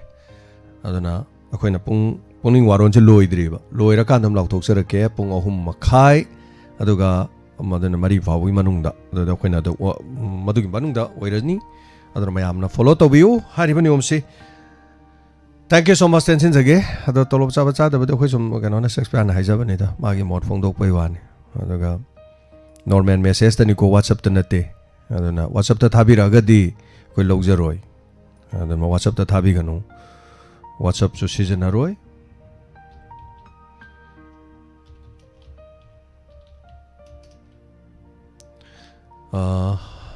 chali se sing mayam zum khangan jari mayam khoi chum ngak mina siko masi mi yam la ka den baram de khoi na sten mi lising tara la ga lising tara do khoi laule de khoi sing ne ba ko ada mayam samana na kana to siko ai adum lak thok sara ke pung o ma khai ta ba de gi ko okay soi de na to mina se hello minga mo de like from have you say hello tara mo sari minga like from have you hello good afternoon sir phone tàu cho đây bài ha Visampur dagi malengan bine sir sir lagi ningon gi khudon du su yaw jeningi aduga sir gi program jo adum ta jai visa sana adagi sir na bibi ba knowledge mayam su dum ta san jai adagi sir na sum sir gi hau gi ba punsi gi wari mate sum hapsan bi ba sir da ꯑꯗꯨꯒꯨꯝꯕꯗꯨꯁꯨ ꯌꯥꯝꯅ ꯇꯥꯕꯗ ꯄꯨꯛꯅꯤꯡ ꯅꯨꯡꯁꯤꯕ ꯃꯇꯥꯡꯁꯨ ꯌꯥꯎꯏ ꯑꯗꯒꯤ ꯍꯦꯟꯅ ꯋꯥꯈꯜ ꯅꯨꯡꯉꯥꯏꯊꯣꯛꯄ ꯑꯗꯨꯒꯨꯝꯕ ꯃꯇꯥꯡꯁꯨ ꯌꯥꯎꯏ ꯁꯥꯔ ꯑꯗꯣ ꯁꯥꯔꯒꯤ ꯊꯧꯔꯝꯁꯦ ꯑꯗꯨꯝ ꯇꯥꯖꯩ ꯑꯗꯨꯒ ꯐꯣꯟꯒꯤ ꯔꯦꯗꯤꯑꯣꯗ ꯏꯃꯥꯒ ꯕꯕꯥꯒꯁꯨ ꯈꯔ ꯁꯨꯝ ꯇꯥꯖꯔꯝꯕꯅꯦꯕ ꯁꯥꯔ ꯑꯗ ꯐꯣꯟꯒꯤꯗꯣ ꯍꯟꯗꯛꯁꯦ ꯌꯥꯈꯤꯗ꯭ꯔꯕ꯭ꯔꯥ ꯈꯪꯗꯦ ꯑꯗꯣ ꯑꯩꯒꯤꯗꯒꯤ ꯐꯣꯟꯕꯨꯗꯤ ꯑꯩꯒꯤ ꯐꯣꯟꯁꯤꯗꯒꯤꯕꯨꯗꯤ ꯑꯗꯨꯝ ꯌꯥꯏꯑꯕ ꯁꯥꯔ ꯑꯗꯣ ꯑꯩꯒꯤꯗꯒꯤꯕꯨꯗꯤ ꯑꯗꯨꯝ ꯇꯥꯏ ꯑꯗꯣ ꯏꯃꯥ ꯑꯣꯏꯅ ꯁꯨꯝ ꯂꯧꯕꯨꯛꯇ ꯍꯤꯡꯒꯣꯜ ꯀꯩꯀꯥ ꯁꯨꯕ ꯆꯠꯄꯅꯤꯅ ꯁꯨꯝ ꯇꯥꯕ ꯐꯪꯗꯕꯗꯣ ꯍꯣꯏ ꯍꯣꯏ ꯑꯗꯣ ꯁꯥꯔ ꯏꯃꯥꯒ ꯕꯕꯥꯒꯅ ꯏꯃꯥꯗꯤ ꯌꯥꯝ ꯊꯋꯥꯏ ꯌꯥꯎꯅ ꯇꯥꯖꯩꯑꯕ ꯄꯨꯛꯅꯤꯡꯒꯤ ꯋꯥꯔꯣꯜꯁꯦ ꯑꯗ ꯑꯩꯉꯣꯟꯗ ꯍꯥꯏꯗꯣꯏꯅꯦ ꯏꯕꯦꯝꯃ ꯄꯨꯛꯅꯤꯡꯒꯤ ꯋꯥꯔꯣꯜꯗꯣ ꯂꯥꯛꯑꯕ꯭ꯔꯥ ꯉꯥꯏꯍꯥꯛ ꯇꯥꯁꯤꯅ ꯍꯥꯏꯗꯣꯏꯅꯦ ꯑꯩꯅ ꯏꯃꯥ ꯂꯥꯛꯇꯣꯔꯦ ꯉꯥꯏꯍꯥꯛ ꯇꯥꯃꯤꯟꯅꯕ ꯑꯗꯒꯤ ꯏꯃꯥꯅ ꯑꯃꯨꯛ ꯂꯧꯕꯨꯛ ꯆꯠꯊꯣꯛꯈꯤꯕ ꯑꯩꯅ ꯑꯃꯨꯛ ꯌꯨꯝꯗ ꯑꯃꯨꯛ ꯂꯩꯍꯧꯔꯒ ꯐꯤ ꯁꯥꯍꯧꯕ ꯑꯗꯨꯃꯥꯏꯅ ꯇꯧꯕ ꯑꯗ ꯁꯥꯔꯒꯤ ꯄ꯭ꯔꯣꯒꯥꯝꯁꯦ ꯌꯥꯝ ꯅꯨꯡꯉꯥꯏ ꯑꯗꯒꯤ ꯅꯨꯡꯗꯥꯡꯗ ꯑꯊꯦꯡꯕ ꯐꯥꯎꯗꯤ ꯇꯥꯕꯗꯤ ꯉꯝꯖꯗ꯭ꯔꯦ ꯑꯉꯥꯡ ꯃꯆꯥ ꯆꯦꯟꯕꯅꯤ나 ꯑꯗꯣ ꯁꯥꯔꯁꯦ ꯌꯥꯝꯅ ꯀꯃꯥꯏꯅ ꯍꯥꯏꯗꯣꯏꯅꯣ ꯏꯃꯥꯅ ꯁꯥꯔꯁꯦ ꯂꯥꯏꯄꯣꯛꯅꯤ ꯏꯆꯥꯒꯨꯝꯕꯗꯤ ꯑꯇꯥꯡꯕꯅꯤꯅ ꯑꯗꯨꯝ ꯍꯥꯏ ꯑꯗꯣ ꯑꯩꯈꯣꯏꯅꯁꯨ ꯐꯣꯟꯁꯦ ꯇꯣꯏꯅ ꯇꯧꯔꯛꯄꯁꯨ ꯉꯝꯗꯦꯕ ꯁꯥꯔꯀꯣ ꯍꯣꯏ ꯍꯣꯏ ꯑꯗꯣ ꯍꯧꯖꯤꯛꯐꯥꯎ ꯋꯥ ꯉꯥꯡꯕꯁꯦ ꯅꯤꯛꯏꯁꯦ ꯁꯨꯝ ꯋꯥꯔꯤ ꯁꯥꯔꯒ ꯁꯨꯝ ꯋꯥꯔꯤ ꯁꯥꯟꯅꯕ ꯁꯨꯝ ꯀꯩꯅꯣ ꯇꯧꯕ ꯅꯠꯇꯕꯅꯤꯅ ꯑꯗꯣ ꯁꯥꯔꯅꯁꯨ ꯍꯥꯏꯕꯤꯔꯤꯗꯨꯅꯦ ꯑꯍꯥꯟꯕ ꯐꯣꯟ ꯇꯧꯔꯛꯄꯗ ꯁꯨꯃꯥꯏꯅ ꯇꯧꯔꯒ ꯑꯗꯣ ꯃꯇꯨꯡ ꯁꯨꯝ ꯂꯣꯏꯅꯔꯒꯗꯤ ꯁꯥꯔ ꯍꯣꯏꯗ ꯁꯨꯝ ꯄꯥꯈꯠꯄꯁꯨ ꯁꯨꯝ ꯐꯕ ꯍꯥꯏꯕ ꯑꯃ ꯂꯩꯗꯅ ꯁꯥꯔꯀꯣ ꯑꯗꯨꯃꯥꯏꯅ ꯁꯥꯔꯅꯁꯨ ꯑꯗꯨꯝ ꯍꯥꯏꯕꯤꯗꯅ ꯄꯨꯛꯅꯤꯡꯒꯤ ꯋꯥꯔꯣꯜꯗ ꯑꯗ ꯑꯗꯨꯝ ꯇꯧꯗꯤ ꯑꯗꯨꯝ ꯇꯧꯖꯅꯤꯡꯕ ꯐꯔꯛ ꯁꯨꯝ ꯇꯥꯕ ꯑꯉꯥꯡ ꯑꯃꯨꯛ ꯀꯩꯅꯣ ꯐꯔꯛ ꯇꯨꯏꯁꯟ ꯆꯠꯄꯒꯤ ꯑꯃꯨꯛ ꯇꯧ ꯑꯗꯨꯃꯥꯏꯅ ꯑꯗꯨꯝ ꯇꯧꯕ ꯍꯥꯏꯇꯥꯔꯦ ꯑꯗꯣ ꯁꯥꯔ ꯄꯨꯛꯅꯤꯡꯒꯤ ꯋꯥꯔꯣꯜꯁꯨ ꯑꯗꯨꯝ ꯇꯥꯖꯩ ꯁꯥꯔ ꯍꯣꯏꯒꯤ ꯁꯥꯔ ꯑꯣꯂꯦꯟ ꯍꯣꯏꯅ ꯇꯧꯕ ꯃꯦꯗꯥꯝ ꯄꯨꯁꯄꯥꯔꯥꯅꯤ ꯍꯣꯏꯅ ꯇꯧꯕ ꯄ꯭ꯔꯣꯒꯥꯝ ꯂꯣꯏ ꯇꯥꯖꯩ ꯁꯥꯔ ꯌꯥꯝ ꯅꯨꯡꯉꯥꯏ ꯑꯗꯨ ꯍꯥꯏꯖꯒꯦ ꯇꯧꯕꯅꯦ ꯁꯥꯔ Thank you. ꯁꯦꯝ ꯁꯥꯗꯅ ꯂꯩꯕꯤꯌꯨ ꯑꯍꯨꯝ ꯃꯈꯥꯏ ꯇꯥꯕ ꯃꯇꯝꯗꯒꯤ ꯑꯩꯈꯣꯏ ꯍꯧꯖꯤꯛ ꯄꯨꯛꯅꯤꯡ ꯋꯥꯔꯣꯜ ꯂꯣꯏꯔꯝꯗꯥꯏꯗ ꯅꯝꯕꯔ ꯂꯥꯎꯊꯣꯛꯆꯔꯛꯀꯅꯤ ꯍꯥꯏꯔꯤꯕ ꯅꯝꯕꯔꯗꯨꯗ ꯑꯗꯨꯝ ꯊꯥꯕꯤꯌꯨ ꯑꯗꯨꯒ ꯊꯥꯒꯠꯆꯔꯤ ꯌꯥꯎꯔꯣꯏꯗꯕꯁꯤꯡꯗꯤ ꯌꯥꯎꯔꯣꯏꯅ ꯍꯥꯏꯕꯤꯔꯛꯀꯅꯨ ꯃꯗꯨ ꯑꯩꯒꯤ ꯑꯁꯥꯎꯕꯤꯅꯤ ꯍꯥꯏꯇꯥꯔꯦ ꯊꯧꯔꯝ ꯇꯧꯗ꯭ꯔꯤꯉꯩꯗ ꯊꯧꯔꯝ ꯂꯥꯛꯑꯣꯏ ꯍꯥꯏꯒꯨꯝꯕ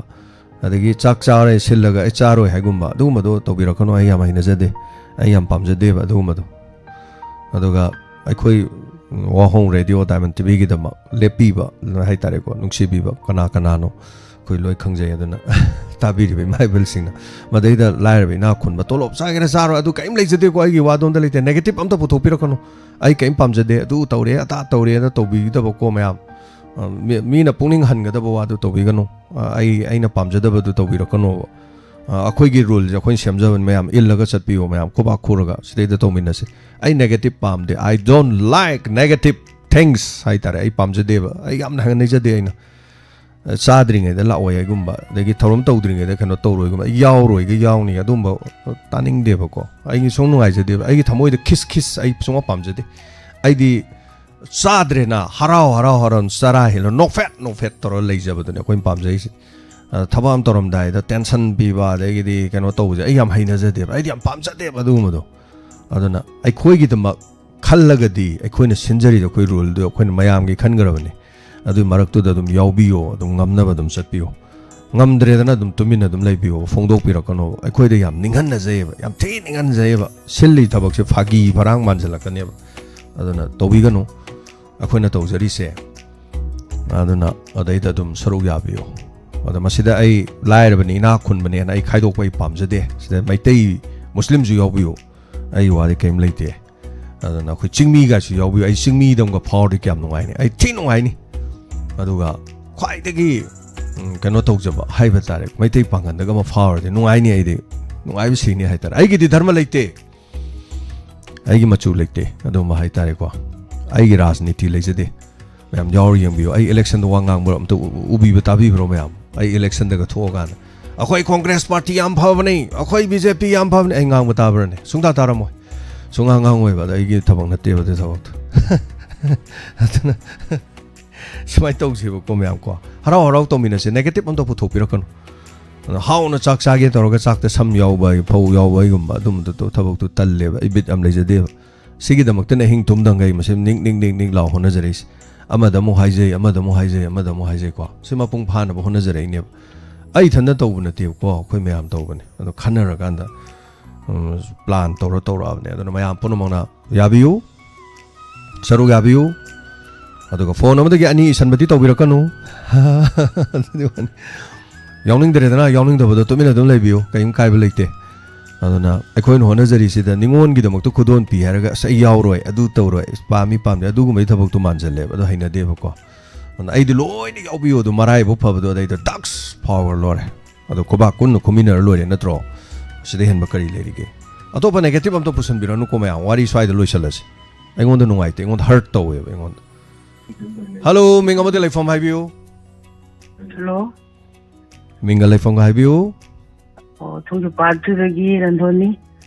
charuga biba ngasi gi thoromda kari wafam taping bono highview punamu bukram jari bugo anne imana ne yam ngai tabachi khoi IDP singi khoi leiriba chakowa sahi gi chakowa lakpu chite ko moina khalangba do wa nungai ramoi do wa ati khaluba dane ma di tumo ga yadia hoi ma do bu mamang chahida IDP sing aramai tengol na sakau dana hona gre ngamjaba ko ai khoi so khoi mai kai degi khoi lupa lising humdra pang 70000 akhoi pang akhoi kanam sakau de ba mamangi akhoi fida function ba oda oja sarang tem to mana ahal loi rabi ma khara antar khudol tawe adu natana khoi tau de ba mamangi chahi du de akhoi lupa lising humbudra kathok chei ba kana gi damak IDP sing sakau na bai damak aramai tengol da akhoi kathok chei aduna handakti akhoi sidai da akhoi smai tor tau jare ima chumi makhoi yum mai chakpa leiri ba sing am nungai te makhoi gi damak ti ma nungai ta ba phongdok pirak ne hai tare makha haibiu kare habi ningi hoi isa ma bisem gi bira hai baraka mana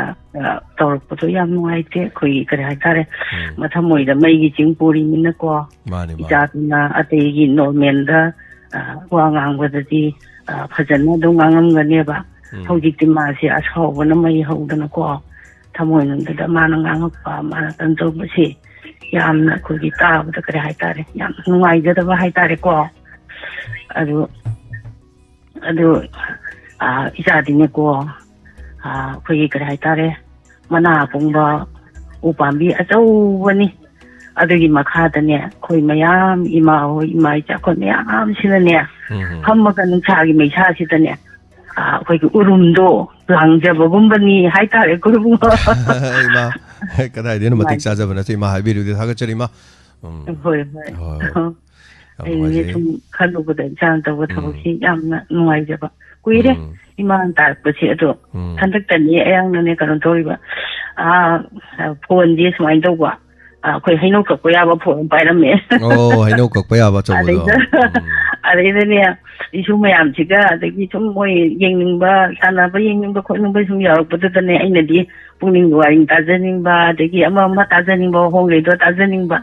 ade de imong nu pi do na ne nungai tramane man pai ba na horam pai ram ba ji man nang si pai ro YouTube chi adu da smai na tor ga ne nam ga ne tau hai da na man bibi bani am noi jare ma sarga bi koi ma horen ojing ha ki matung da kui roi koi matam ma lok tok char kani hari ba matam se pung 3:30 chap chana pung 3:30 degi thabiro imai bel singko mayam da ba khoi na sinjari se si onthong wan hona jagra poni ko maru mapang sing mayam tawjari se aduna masidai da kai toy pibi ganu mayam support to biu koi phajana koi saruga mina se kari sanau poktring da hodong hat pagi thabok to khoi to gum si aduna rani fi lupali sing tarani pan biba ado lebiram bayai yumda sing tarani pan kun biba kontra biba dum lebiram gani mayam ado adom na kari gum pam drasu yawning drasu dum yawbi ganu tuminna dum lebiu aduna khoi hona jari si de khoi si da tabiba haiba tare wahong radio tabiba Diamond TV yengbiba hari ba sing ningol sing simarak ta fawo de khoi na pam jari si ina kun gira laira gira koi adum karim thamadu leijade lak amtang di yengbiu adom kariguma pesa yam painam men khalajo adom no pawrasu leijadaba kananom da pithok pirasu ya keno kaisu kaide ado adongi lak tu di yengbiu ba adum kanana khangni ko sigi fi se lising tarani pan piwa purnima collection dagi lakpani purnima collection hari si ai koi gi motum lekai samrock school leibado adu gi hek maning da leire makoi gi sida leiri fi jing jidi aru hen pambi ba se sel singdi nong phadok haibetang koi thok piu phone number ga sadum pijage fi ji pai dana leirabani ko moi si manung ji dane ekta nupi gi fi mayam sidi yengu da aroi bini nupa singdi mathai am sani maram di nupi na lebiyo hai di bisadu pacha pacha mayam yaw bani nai tare du nupi ji aru hen di set ya pon mi gi chako bu chat ba di sura kron chat ba di lohong chat ba di inda ba di do adar mayam sing je lai de ya darabani na hai ri sing je khara khara maman ta na sudum lai ba yani pacha pacha ba firol sing madu gi khakta na tana mu khari priya collection aina zo andak sanga gi bedo aduna makoi gi maikai dagi makoi gi hari priya gi mache sofia na fi tarama adagi chil hari priya na fi manga ma bibirak pane tawrisi adu masisu akoi gi ngasai lising ani pi ga dori ningol sing da fi je hap ka dori ni aduga ningon taruk ama hai tare akoi tamo akoi gi virgin gi magi maikai dagi lakpo do lising amam case hoina pirak da bani akoi gi maikai dagi amuk lising amam amuk hapsal la kan lising ani amuk onto go den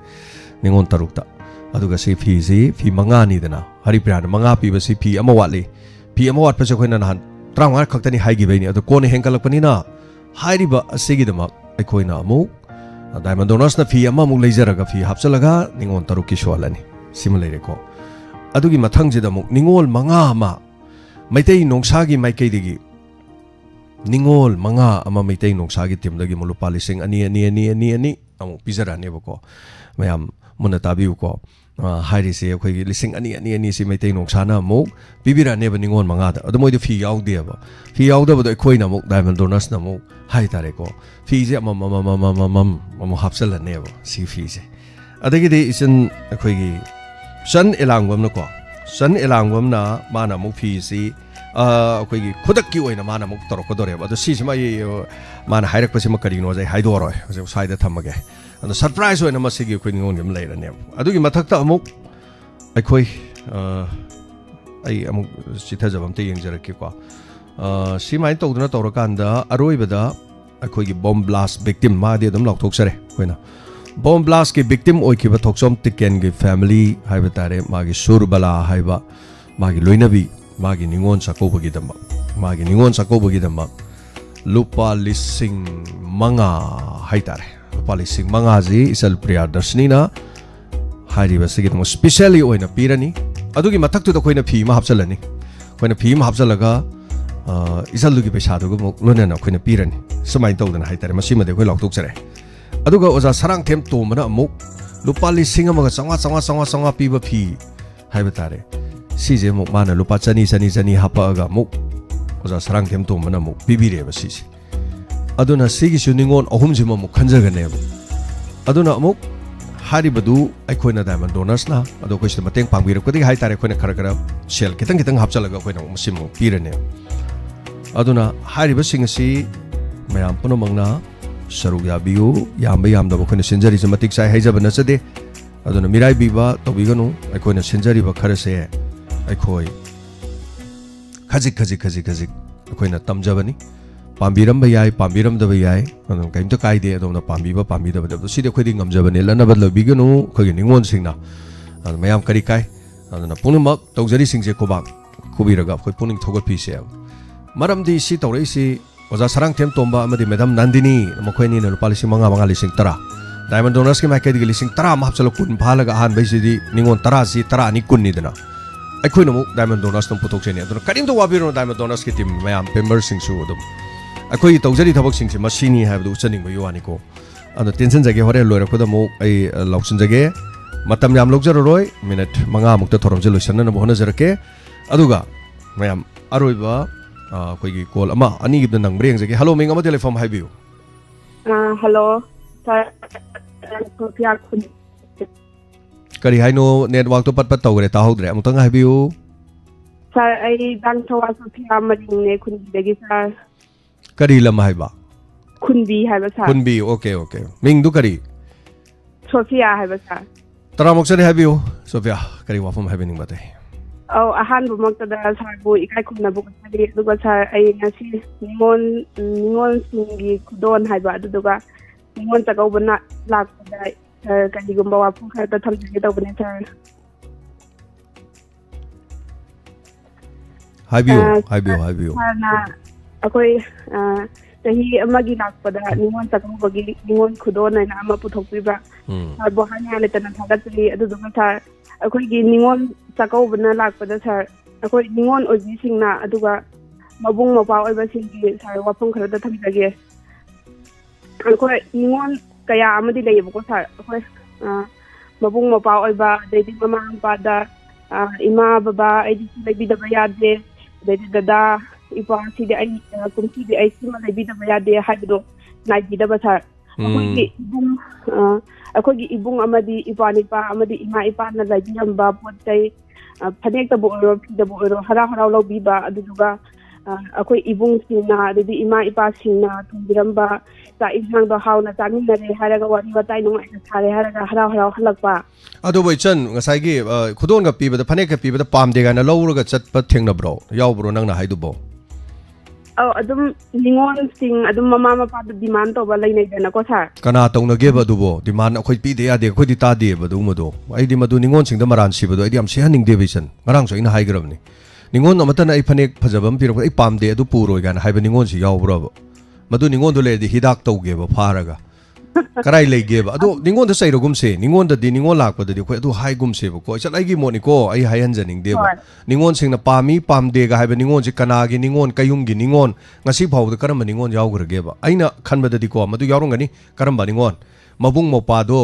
khoi gi ne executive engineer go oi ba doctor go oi ba mari manga ga lei ba ta sibung ai gi di karam layu ai gi di gari misam layu ga ni khar tawrom be ko moi du di moi gi leifam thokpu du gi haibam thokpu de aya bai hai bai wane ba mayum da mama mapa na nga thong mo buk sang ngam der ba mafam du da ma gi mapam gi da yam wajab ne ningon di kari tawni ima wani pa wani yam khan bane adu karam ningon bo asai pi pam de puroi noi thongi ba nga do hauti charo hai ba ningon ji karam yaw ga da ge sin ai yawrom dong man de adu ningon du yawra di sako bu lai ri ba ko hidak to gudam ne ba mayang le na na sanda gadam ne adu yawroi adu ningon da maran sigum je ai di pam je de adu mai na hai ba du ko adu gi sarupudi adum hara momo no mina da na khoi samine si thamine si lore sai da dum hai se ba ningon da maran si ba jai sawning hai tai adu wa ne adum akoi na sum ta ba kanda da ji kana to ba kanda sum ta ba ningon chai gum si ningon maran si gum si ho highway chen lore bro sina lore bro matam lo chale habiyo ta hai ji ta bane adu da ningon khudon do ngasi lak ko adu da sana chindirak pa adu do thagat sa boy na taw dak bane sir thank you saruga biyo sal khoi ko mayam saruga kanu to minasi thagat chari aduna asum mayam na khoi wa hai na mayam je sum wa hai be hai are ba samina si edu pominasi da khinai yami yam de tawgum si gan ai di ma pok ta jadri ba ko ningol ta ai da khinai yam de gan ai lo roi kain tawbani mayang len du san da wani ke do bai no hai duino no pim ta na do hai bang na de hai ramoi IDP sing Ningol Sakoba of Lamding Higher Secondary School Relief Camp Tawal District Benue Lamding ikop ning tho laibung da organized by Lamding WhatsApp group na singadori si pajai siguma si pajai siguma Lamding WhatsApp group kumba Manipur da lising thola kanda iramdam Manipur sokhat ka doin si am pai adana koi diamond donor si arrive nati mamang da ningon sing IDP sing ningon sakong na nabagi lupa lising humbudra 70,000 puthoki buduni mayam ko ana akoin hona jakiba mayam du kari gino iramdam si diamond donors no hona kiba Diamond Donors katanate Diamond Donors yaudaba misu mateng pangakibani lupa lising humdra se aduna handak kisi so dumai tawduna tawi ngasi last call lokachage aroi ba call asing matung da topa call lokachararoi maramdi akhoi gi kano thagada matam du yogadore aina lauthok chabagi matam oigadore aduna last call lokachari hello minga mate telefon hai biu sir ayu wa bagai kada sikina ma someno ram chari harau kuno mokse da ahamba makada aina ahamba dong nong cheri sang ai ado ke matin wai gre ngasing je khoi gi sanai matak tam phatin ba sanai angang ma thamban chale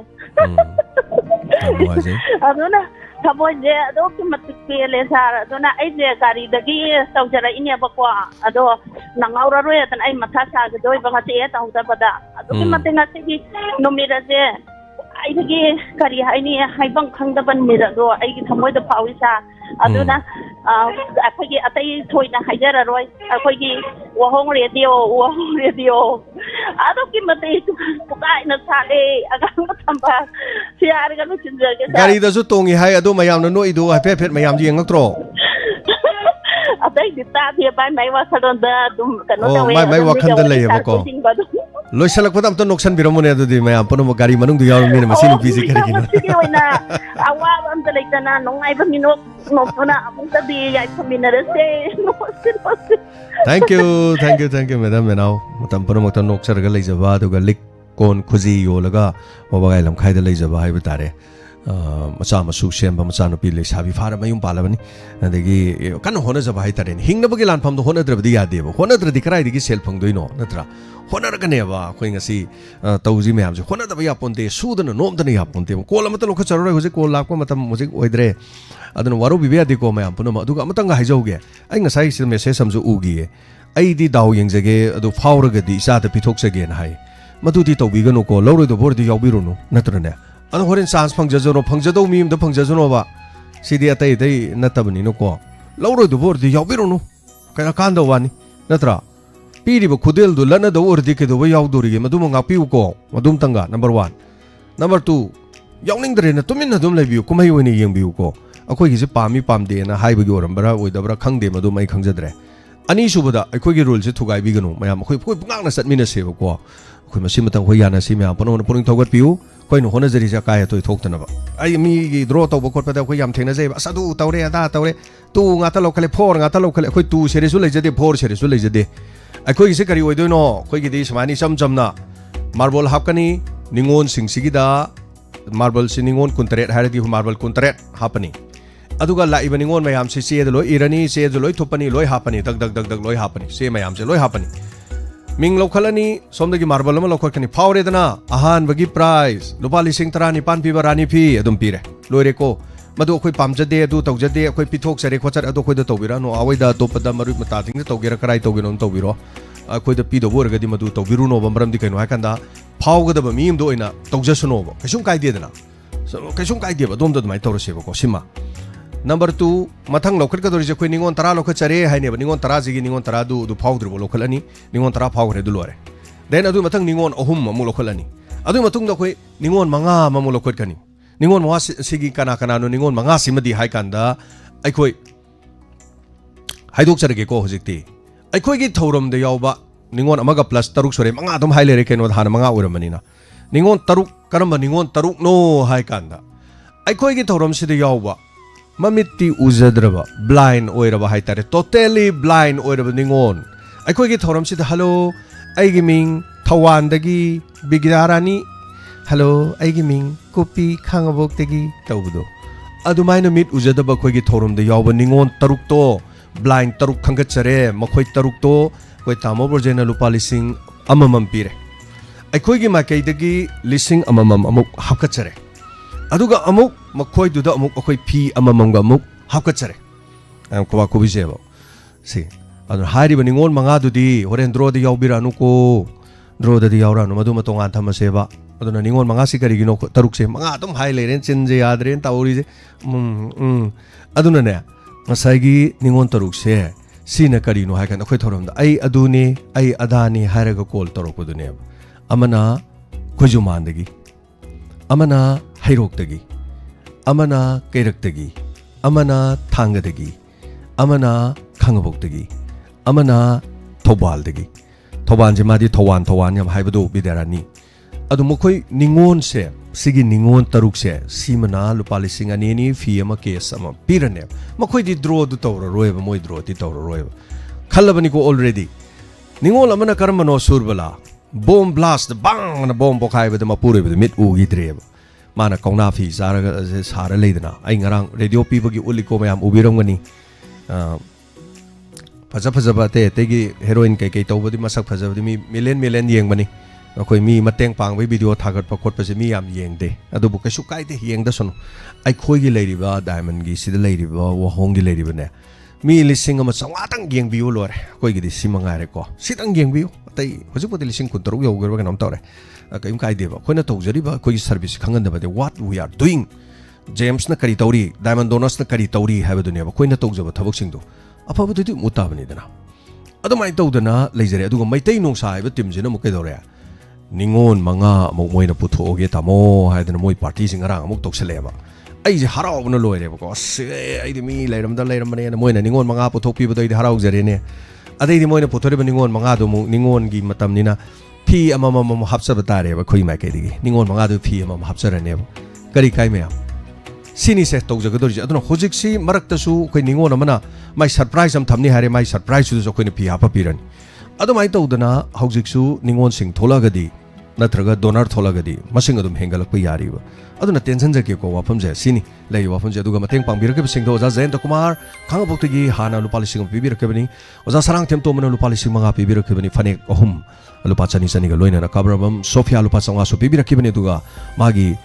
fee tara pibir ke bani magi fee jura hai tare ko fee fanek ma pibir ko do aduma inupi maron gi fee ja hai biam haite aduga mathak to mo akoi gi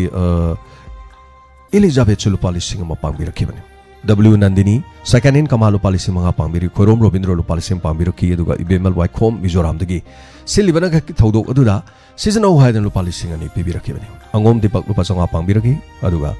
surprise wena san elamong gi mahakisul policy ngani laikre aduga Bimola ko sogol mandagi ko gi tutu hagi mane haitare policy ngani pibira kibani torbong dagi subadani IDP orgasul pasanga pangaki Jibalata Kaksing di lupa chonga pangbiri Janaki Thongju di lupa chonga pangbiri ki Imarani Thopam di lupa chonga Brojan Kayan Papan lupa lising taruk for 6 blind Bibi rakiba Okram ling thoing ngabina thorom masi penjaman dana haitare ibung khoina siliba thorom sida season na biu haidan lupa lising homa ma bibi re aduga marakta ima yo sanatombi lupa chani bibi rakuni nahan ibo tuma khaidemgi na tongan mani sinama lupa sohum jo diamond tv de kat pirakpani lorembam thamal chanasu hariba thorom sigi damak lupa songa bibi rakhibani lorembam dagi thank you so much si mayam siniko hojik ti sumna tagi minute ani khakta ngai re mayam da number haijarage number si aikoi gi isai khanbagi number duni hojik thaba yadri ko pung ahum makhai chapchan thabiro 7005 707 808 haiba number duni aduna ai kano to si izage pin to si izage do radio da tabi basing su mayam khangbiu 7 izage 705 707 808 hariba number se sigi number si khakta dani thabi do si kari dono text ta thabi ga da whatsapp log de ko mayam whatsapp ta thabi ra kono whatsapp ta thabi ra gadi adongi disqualify ore aduna 7 ongsi number se lan gare 7005 707 होगेदबनी 7005 707 808 हाइबसन ए मुतंग तपना दम हाइजरके सोइदरमकी ma'am सरुगाबियो okay सिदेदा 7005 707 808 अमुतंग phone radio दा ताबी busing तपना हाइजरके इसन बियो को 7005 70808 hariba number sidani meniam ka tangare minute number sidagi thabi rakado basi pung mari da phone ji akoi adugi matung da thajal aga chu koi logjar roi bako aduna adom na thabi rakado ri basi message tani ko whatsapp tanati ko whatsapp yade ko mayam amuk tung jo haijari whatsapp yade only message text message to oini ibiro u pungkhai ma matam pijari pungkhai samung da mi kyam lakke haibadu yaminasi cheichel mayam punamak yaubiyo ningol ni haiba sing punamak yaubiyo Ningol haiba mingthol do yaura kana khone ngamjari ba khudol se lanna bigano fajaba thiba khangde adom na loksin biyo adom na lanna ba taragadi adom ningol natre aduna lanna bigano hoi adom na yaubi ningdre adom tumina adom laibiyo yaubi ning adom yaubiyo aduga adom na phawruga khoida ka thoksagi haiba wafam do matanga haibira kanu atai ko ningon gi siguma khudol se ningon da tamjabani aduna registration logjaroi paisa logjaroi karim logjaroi masigi damak Karim to log jore pung tare ko mayam tharak pe yare ko message thabirok pe yare thabira si mathang gi thorom se live phone in program gi thorom ni mayam saru dum ya biu adana soidana makki message ibiro adong gi ming leifam yumnak ibiro phone number ibiro text message da number na 7005 707 808 hariba number do the message ngok thabiyo plain message da adong gi ming ibiro yumnak iro phone number ibiro nawi irai lai rasidi karino pakhang oringeda leisabi oringeda message thanabado chakcharabo haibado adugi message de iro haiwani nawbi karino message iba hitrabo leisabi oringeda iramidudi meama nawbi ne iro yumnak tu ibiro aduga adongi lekai du ibiro aduga phone number amtang ibiro loire aduga laibak phabo oibiro mayam purama han wada thamjare lupa lising trimpan piba rani fi ani subada case oina thamjare case tu lupa lising ani with sida uchari ba firon sing ase se pijaga doini aduga ningon manga amasu tongana mo koi ningon ahum amasu tongana mo maside hore namu kanano paisa pai ba adum mapukchen chaw mu thule dana aidi hayeng adum hapsala ka doine tai kem leite ko yam lana lobi ga no khona sinjari se kana gi no ningon sing ge hona jabani odana yamna mai pa na pangthok mina se ba ko koi no hona jari se sikarim bo leite seida adana mamang chahi dadi lupali sing humbudra ramai tengol da piraga ningon chakuba gi dama idp sing da kathok chaki handakti aikoina ningon sing da hari ba sigi da mo ta tawjari ada punamak sing ase mayam punamak ka pangthok minersi ai thorom lo sinjana ba ge ya ba lokjar ge mayam wakhan ta bire ko number loina khang bire ko amuk tang ga ilok thok charam ge number tha ga da number 7005 707 808 hari bani amuk tang ga number lok jage 7005 707 808 hari bani number sida ne ba ko sigi number sida thajan biu to hai baga sonda lauring eda number do sherana ne whatsapp ta thajare sina lale number se lale whatsapp ta natte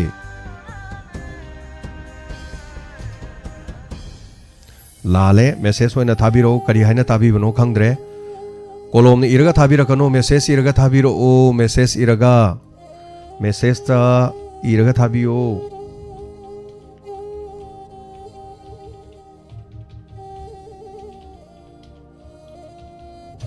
WhatsApp ta thabira kano WhatsApp ta season naroi WhatsApp ta thajan bire si fail ora bani ko si yad ra bani ko aina laujari se karim tabi da bamale adana amuk tanga lokthok sage mayam ko 7005707808 sile sang sang pizza roge akhang ba sing da dum phaujar son khang da ba sing da to aran ba ngapi gani ko mayam punoma adana ngasi gi damukta di matang asida thorom losin jabagi ayabado lokjari mayam punoma ko ningol khodong gi damak thamjari ba sing rani fee aduga te fee sing asida registration tawbiro lupa mo lokjaroi kanamta ningol amta degi ningon gi khudon gi damang ningon degi pesa lobong na de adana lupa mo lokjaroi hari basida koi gi oina pangthok chariba thorom ningon khudol hari basi sharuga biro drona hayeng poni warol loirega diwali numit ki pung ahum makhai da live oina satha jagani mayam sharuga biu till then hauji ki damakta di mayam punomapu thorom losin jabagi ayaba lokjari punomapu khurumjari Checkshin na lebiyo pa ba yai pa bo iminasi. Take care.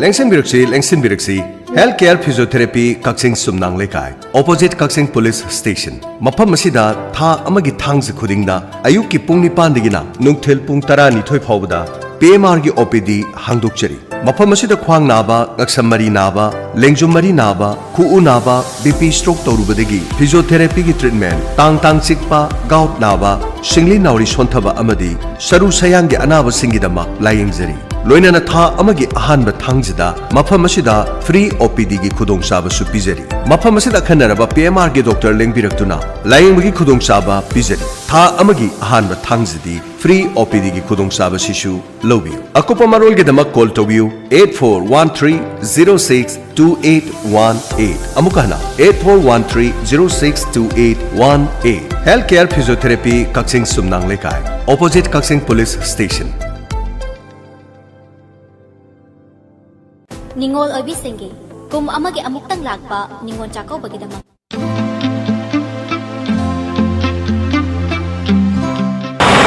ꯑꯩꯈꯣꯏꯅ ꯍꯧꯖꯤꯛ ꯂꯩꯖꯔꯤꯕꯁꯤ Thoubal ꯑꯊꯣꯛꯐꯝꯒꯤ veterinary ꯑꯣꯐꯤꯁꯀꯤ ꯍꯦꯛ ꯃꯃꯥꯡꯗ ꯅꯧꯅ ꯍꯥꯡꯗꯣꯛꯆꯔꯤꯕ ꯑꯗꯨꯒ AS dental clinic ꯍꯥꯏꯔꯤꯕ AS dental clinic ꯑꯁꯤ ꯊꯧꯕꯥꯜ ꯑꯊꯣꯛꯐꯝ ꯕꯖꯥꯔꯃꯛꯇꯗ ꯍꯥꯡꯉꯝꯕꯅꯤ ꯑꯗꯣ ꯑꯩꯈꯣꯏ ꯑꯃꯨꯛ ꯍꯣꯡꯗꯣꯛꯆꯔꯒ ꯍꯥꯏꯕ ꯇꯥꯔꯦ ꯑꯩꯈꯣꯏꯒꯤ ꯑꯊꯣꯛꯐꯝ ꯒꯔꯜ ꯍꯥꯏ ꯁ꯭ꯀꯨꯜꯒꯤ ꯍꯦꯛ ꯅꯥꯀꯜ ꯑꯗꯨꯒ ꯏꯝꯐꯥꯜ ꯂꯣꯝ ꯁꯥꯏꯠꯇꯒꯤ ꯂꯥꯛꯄꯗꯅ ꯊꯧꯕꯥꯜ ꯗꯤꯁꯇ꯭ꯔꯤꯛꯇꯒꯤ ꯈꯤꯇꯪ ꯆꯠꯊꯔꯛꯑꯒ ꯔꯥꯏꯠ ꯁꯥꯏꯠꯇ ꯂꯩꯔꯦ ꯃꯐꯝ ꯑꯁꯤꯗ AS ꯗꯦꯟꯇꯦꯜ ꯀ꯭ꯂꯤꯅꯤꯛꯇ ꯀꯔꯤ ꯐꯦꯁꯤलिꯇꯤ ꯐꯪꯕꯒꯦ ꯍꯥꯏꯕꯗꯣ ꯃꯌꯥꯝ ꯄꯨꯟꯅ ꯑꯃꯨꯛꯇꯪ ꯌꯦꯡꯃꯤꯟꯅꯁꯤ AS ꯗꯦꯟꯇꯦꯜ ꯀꯦꯌꯔ ꯑꯃꯗꯤ aesthetic centre Durga Puja festival का लोइना ऑफर 20% पिजरी डेंटल की सरुक्ता रूट कैनल ट्रीटमेंट हाइबदी या तिन चाबा सेंबा अमदी या मेनबा क्राउन एंड ब्रिज या हापा स्कैनिंग हाइबदी या सिंगतोपा टिट वाइटनिंग हाइबदी या ngokthonba ब्रेसेस फाबा या सोबा फजदबा सेबीबा कॉस्मेटिक की ओइना eyelid surgery मिथुब हापा फिलर इंजेक्शन हाइबदी नातोन सिंबन खदांग सेंबा माई खुइबा पिसुम थाबा होल बॉडी वाइटनिंग हाइबसिंग असि AS डेंटल केयर अमदि एस्थेटिक सेंटर दा फंगबिगनि हेना अकुपा मरुंगिदबा 9963320154 नत्रगा 9233174730 हाइरिबा नंबर सिंग असिदा पाव फावबियु लाइंग जरी खोंग नाबा सिंगली नाउरी सोनथबा खुतांग चिकपा नाबा BP stroke तौबदगी लोन सेंगना थोक्तबा पैरालाइसिस सुगर वांगबा डायबिटीज अरुंबा हंथहनबा उनसागी अनाबा थायराइड लेबा उरिंग माहिंग अमदी नुपीगी थागी खोंखाप चांग नाइदबा फिंगौ चटपा इसागी अनाबा खंगदोकपा ngambगा लोइनना थेरापी तौबगी खुदोंग चाबसु पिजरी लमलापना लायेंगबा लाकपिनिंगबा इसल नाउ सिंगिसु लेबगी खुदोंग चाबा पिजरी मफमना खोंगजोम बाजारगी कम्युनिटी हॉलगी हेक मायुकनबदा लेबा ब्लड सर्कुलेशन मसाजर थेरापी मतमना अयुकिना पुंग 6 दगी 13 फावबा नुंगथिलगिना पुंग 2 दगिना पुंग 6 फावबा कॉन्टैक्ट नंबर पिजरी 6009385423 अमुक्तंगहना 6009385423 लाइंग जरी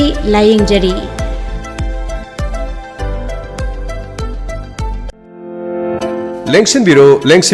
life care diagnostic centre Wangjing Lamding बाजार मफम असिद खुदोंग चाबा कया मरु पिदुना लाक्चरी नुमित खुदिंगी जनरल ओपीडी अमदी इमरजेंसी मेडिसिन हांगजरगनी अयुकी पुंग 6 तगिना नुमिदा वरंगी पुंग 6 फावबा डायबिटीज ना नारबा सिंगिदम ब्लड शुगर की चांग हेन वांगबु सिंगी ओइना नुमित खुदिंगी मफम असिदा स्पेशलिस्ट डॉक्टर गा तानबिबे यागनी फुल्ली ऑटोमेटिक ओइबा हौजिक मतम चुनरबा मेचिन नाक्तनी मखल कयागे blood test stool sputum ECG test होगी खुदोंग चाबा फंगबिगनी ब्लड शुगर फास्टिंग अमदी पोस्टपोन्ड्रेट PP की टेस्ट असिगी ओइना लुपा 4 खक्ता ओइजगनी क्लिनिक ता फंगबा टेस्ट अतै अतोपा सिंगी ओइना 10% डिस्काउंट पिजगनी क्लिनिक एंड लैबोरेटरी टेस्ट की ओइना अहल ओरबा अमदी लेंगबो ओटपा यादबा अनाबा सिंगी ओइना युमदा लाक्तुना ब्लड सैंपल कलेक्शन की खुदोंग चाबसु पिजरी बबिना अमदी नाकोन डायग्नोस्टिक्स इम्फालदा ब्लड टेस्ट तोबिनिंग लेरबसु टेस्ट थाबगी खुदोंग चाबसु लेजरी मसिदा नतना लाइफ केयर डायग्नोस्टिक ना मखल मखा कयागी खुदोंग चाबा अमदी डिस्काउंट कया पिजरी हेना कुप्पा मरोल की दमा 7005378820 लोइना 9360598883 असिदा कॉल तोबियो मफम वांगजिंग लमदिंग बाजार near national highway 102 Lamding Chirapur road EEO ground मनाक्ता लेबा लाइफ केयर डायग्नोस्टिक्स ता तानबियो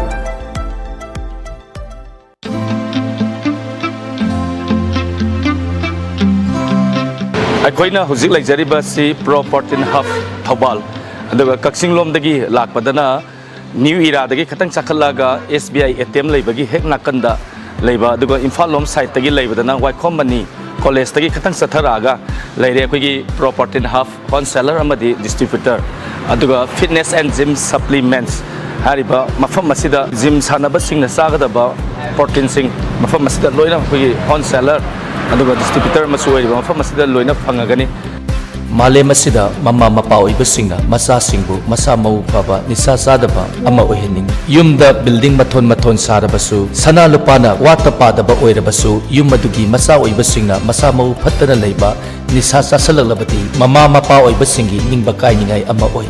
मरम मदुना मसा मौ फना लेनबगिदमक्ता प्रोपर्टी हब थवालदा लेक्सिन बिरक्तुना मफम असिदा फंगलिबा पोलम सिंग सादना मसा फहनबियु लोइनना होलसेल बल्क ऑर्डर सु लोबिबा यागनी अमसुंग पान इंडिया डिलीवरी सु लेजगनी हेना अकुपा मरुंगिदमक 7005097457 Jumba Fitness Center Khongjom Bazar Langathel Road Jumba Fitness Center asida adom gi hakchang bu fana thamna bagitamak mafam asida hakchang sajel tawba lakpiyu loinana Nong nahangdok chariba Jumba Fitness Center asi lakliba October gitang taruk yaifaraban ningthogaba numit English ani kunga mga asidagi haujaragani admission fee na lising ama thagi fee na lupa 300 oijagani khudong chaba amana admission fee amadi tha amagi fee da offer pizaraga lising amaga changa oijagani akupa marol gidamak call tawbiu 9366847648 amuktang hana 9366847648 Admission open. Mata Education Institute, Khangabok Bazar, Thobal District, Manipur. Mata Pre-Primary Rhymes Training Institute ki oina Pre-Primary Rhymes ki training haujaragani. Mafam spoken English, loinani Hindi, personality development, child psychology, rhymes, singing and acting, art and craft. Free computer course CCC with certificate. Presentation program loinana well experienced teacher singna takpi thambiri. Qualification sumnatagi 12 pass amadi above. Loinana Mata Computer Learning Institute asida CCC course on computer concept 3 months, DCA diploma in computer application 6 months, DCA module 2 CCC pass students. Hariba course asigi offer pijari. Mata Career Solution gi oina best coaching institution for defense and SSC. Join 3 months coaching for Constable GD in CAPFS, NIE, SSF and Rifleman GD Delhi Police Exam 2026. Basi kaktanatana SSC coaching gi khudong chab su pijari. CSSL, GD, MTS, CPO. Hari basing asigi coaching haujaragani. Experience lairabo jasina tapi tambiri. Madu kaktanatana pre-computer course ta CCC with certificate loinana khudong chab pijari. According to the latest syllabus and exam pattern ke amarum seasonadana tapi tambiri. Regular classes and test series guided by successful professional. Loinana nomaijing khudingi computer based mock test series pangthok chagani. Class haujagadabata lakliba October gi tang kun English sing ani kunga manga. Akopa marol gi dama 8131 069576 loinana 76299 38551. Admission open. Mata Education Institute, Khangabok Bazar, Thobal District, Manipur. Eastern Lily Drinking Water gi anauba ezen mangagi mafam miyam da pizari. Eastern Lily Drinking Water pambi bisingna pungdong bamgi oina 8131915180 Leiteng Enterprises pungdong bamdagi fangbigani. Ani shube ezen na Waterwall, Kanchipur, Imphal West. Mobile number 70052560334. Ahum Subuda Kongampat Mayai Lekai near Primary Health Center, Imphal West. Mobile number 8258932950. Sagolban gi oina Belonas Bag Sagolban Tera Pukrambam Lerak. Mobile number 70050962275. Manga Subuda Kongman Mangjil Zone 1, Imphal East. Mobile number 70856587732. Panjaribe ejen manga asi Lily Drinking Water gi oina inong hangdok chaba ejen singni mafam singas de gedo madumna Eastern Lily Drinking Water gi damak pau phobiu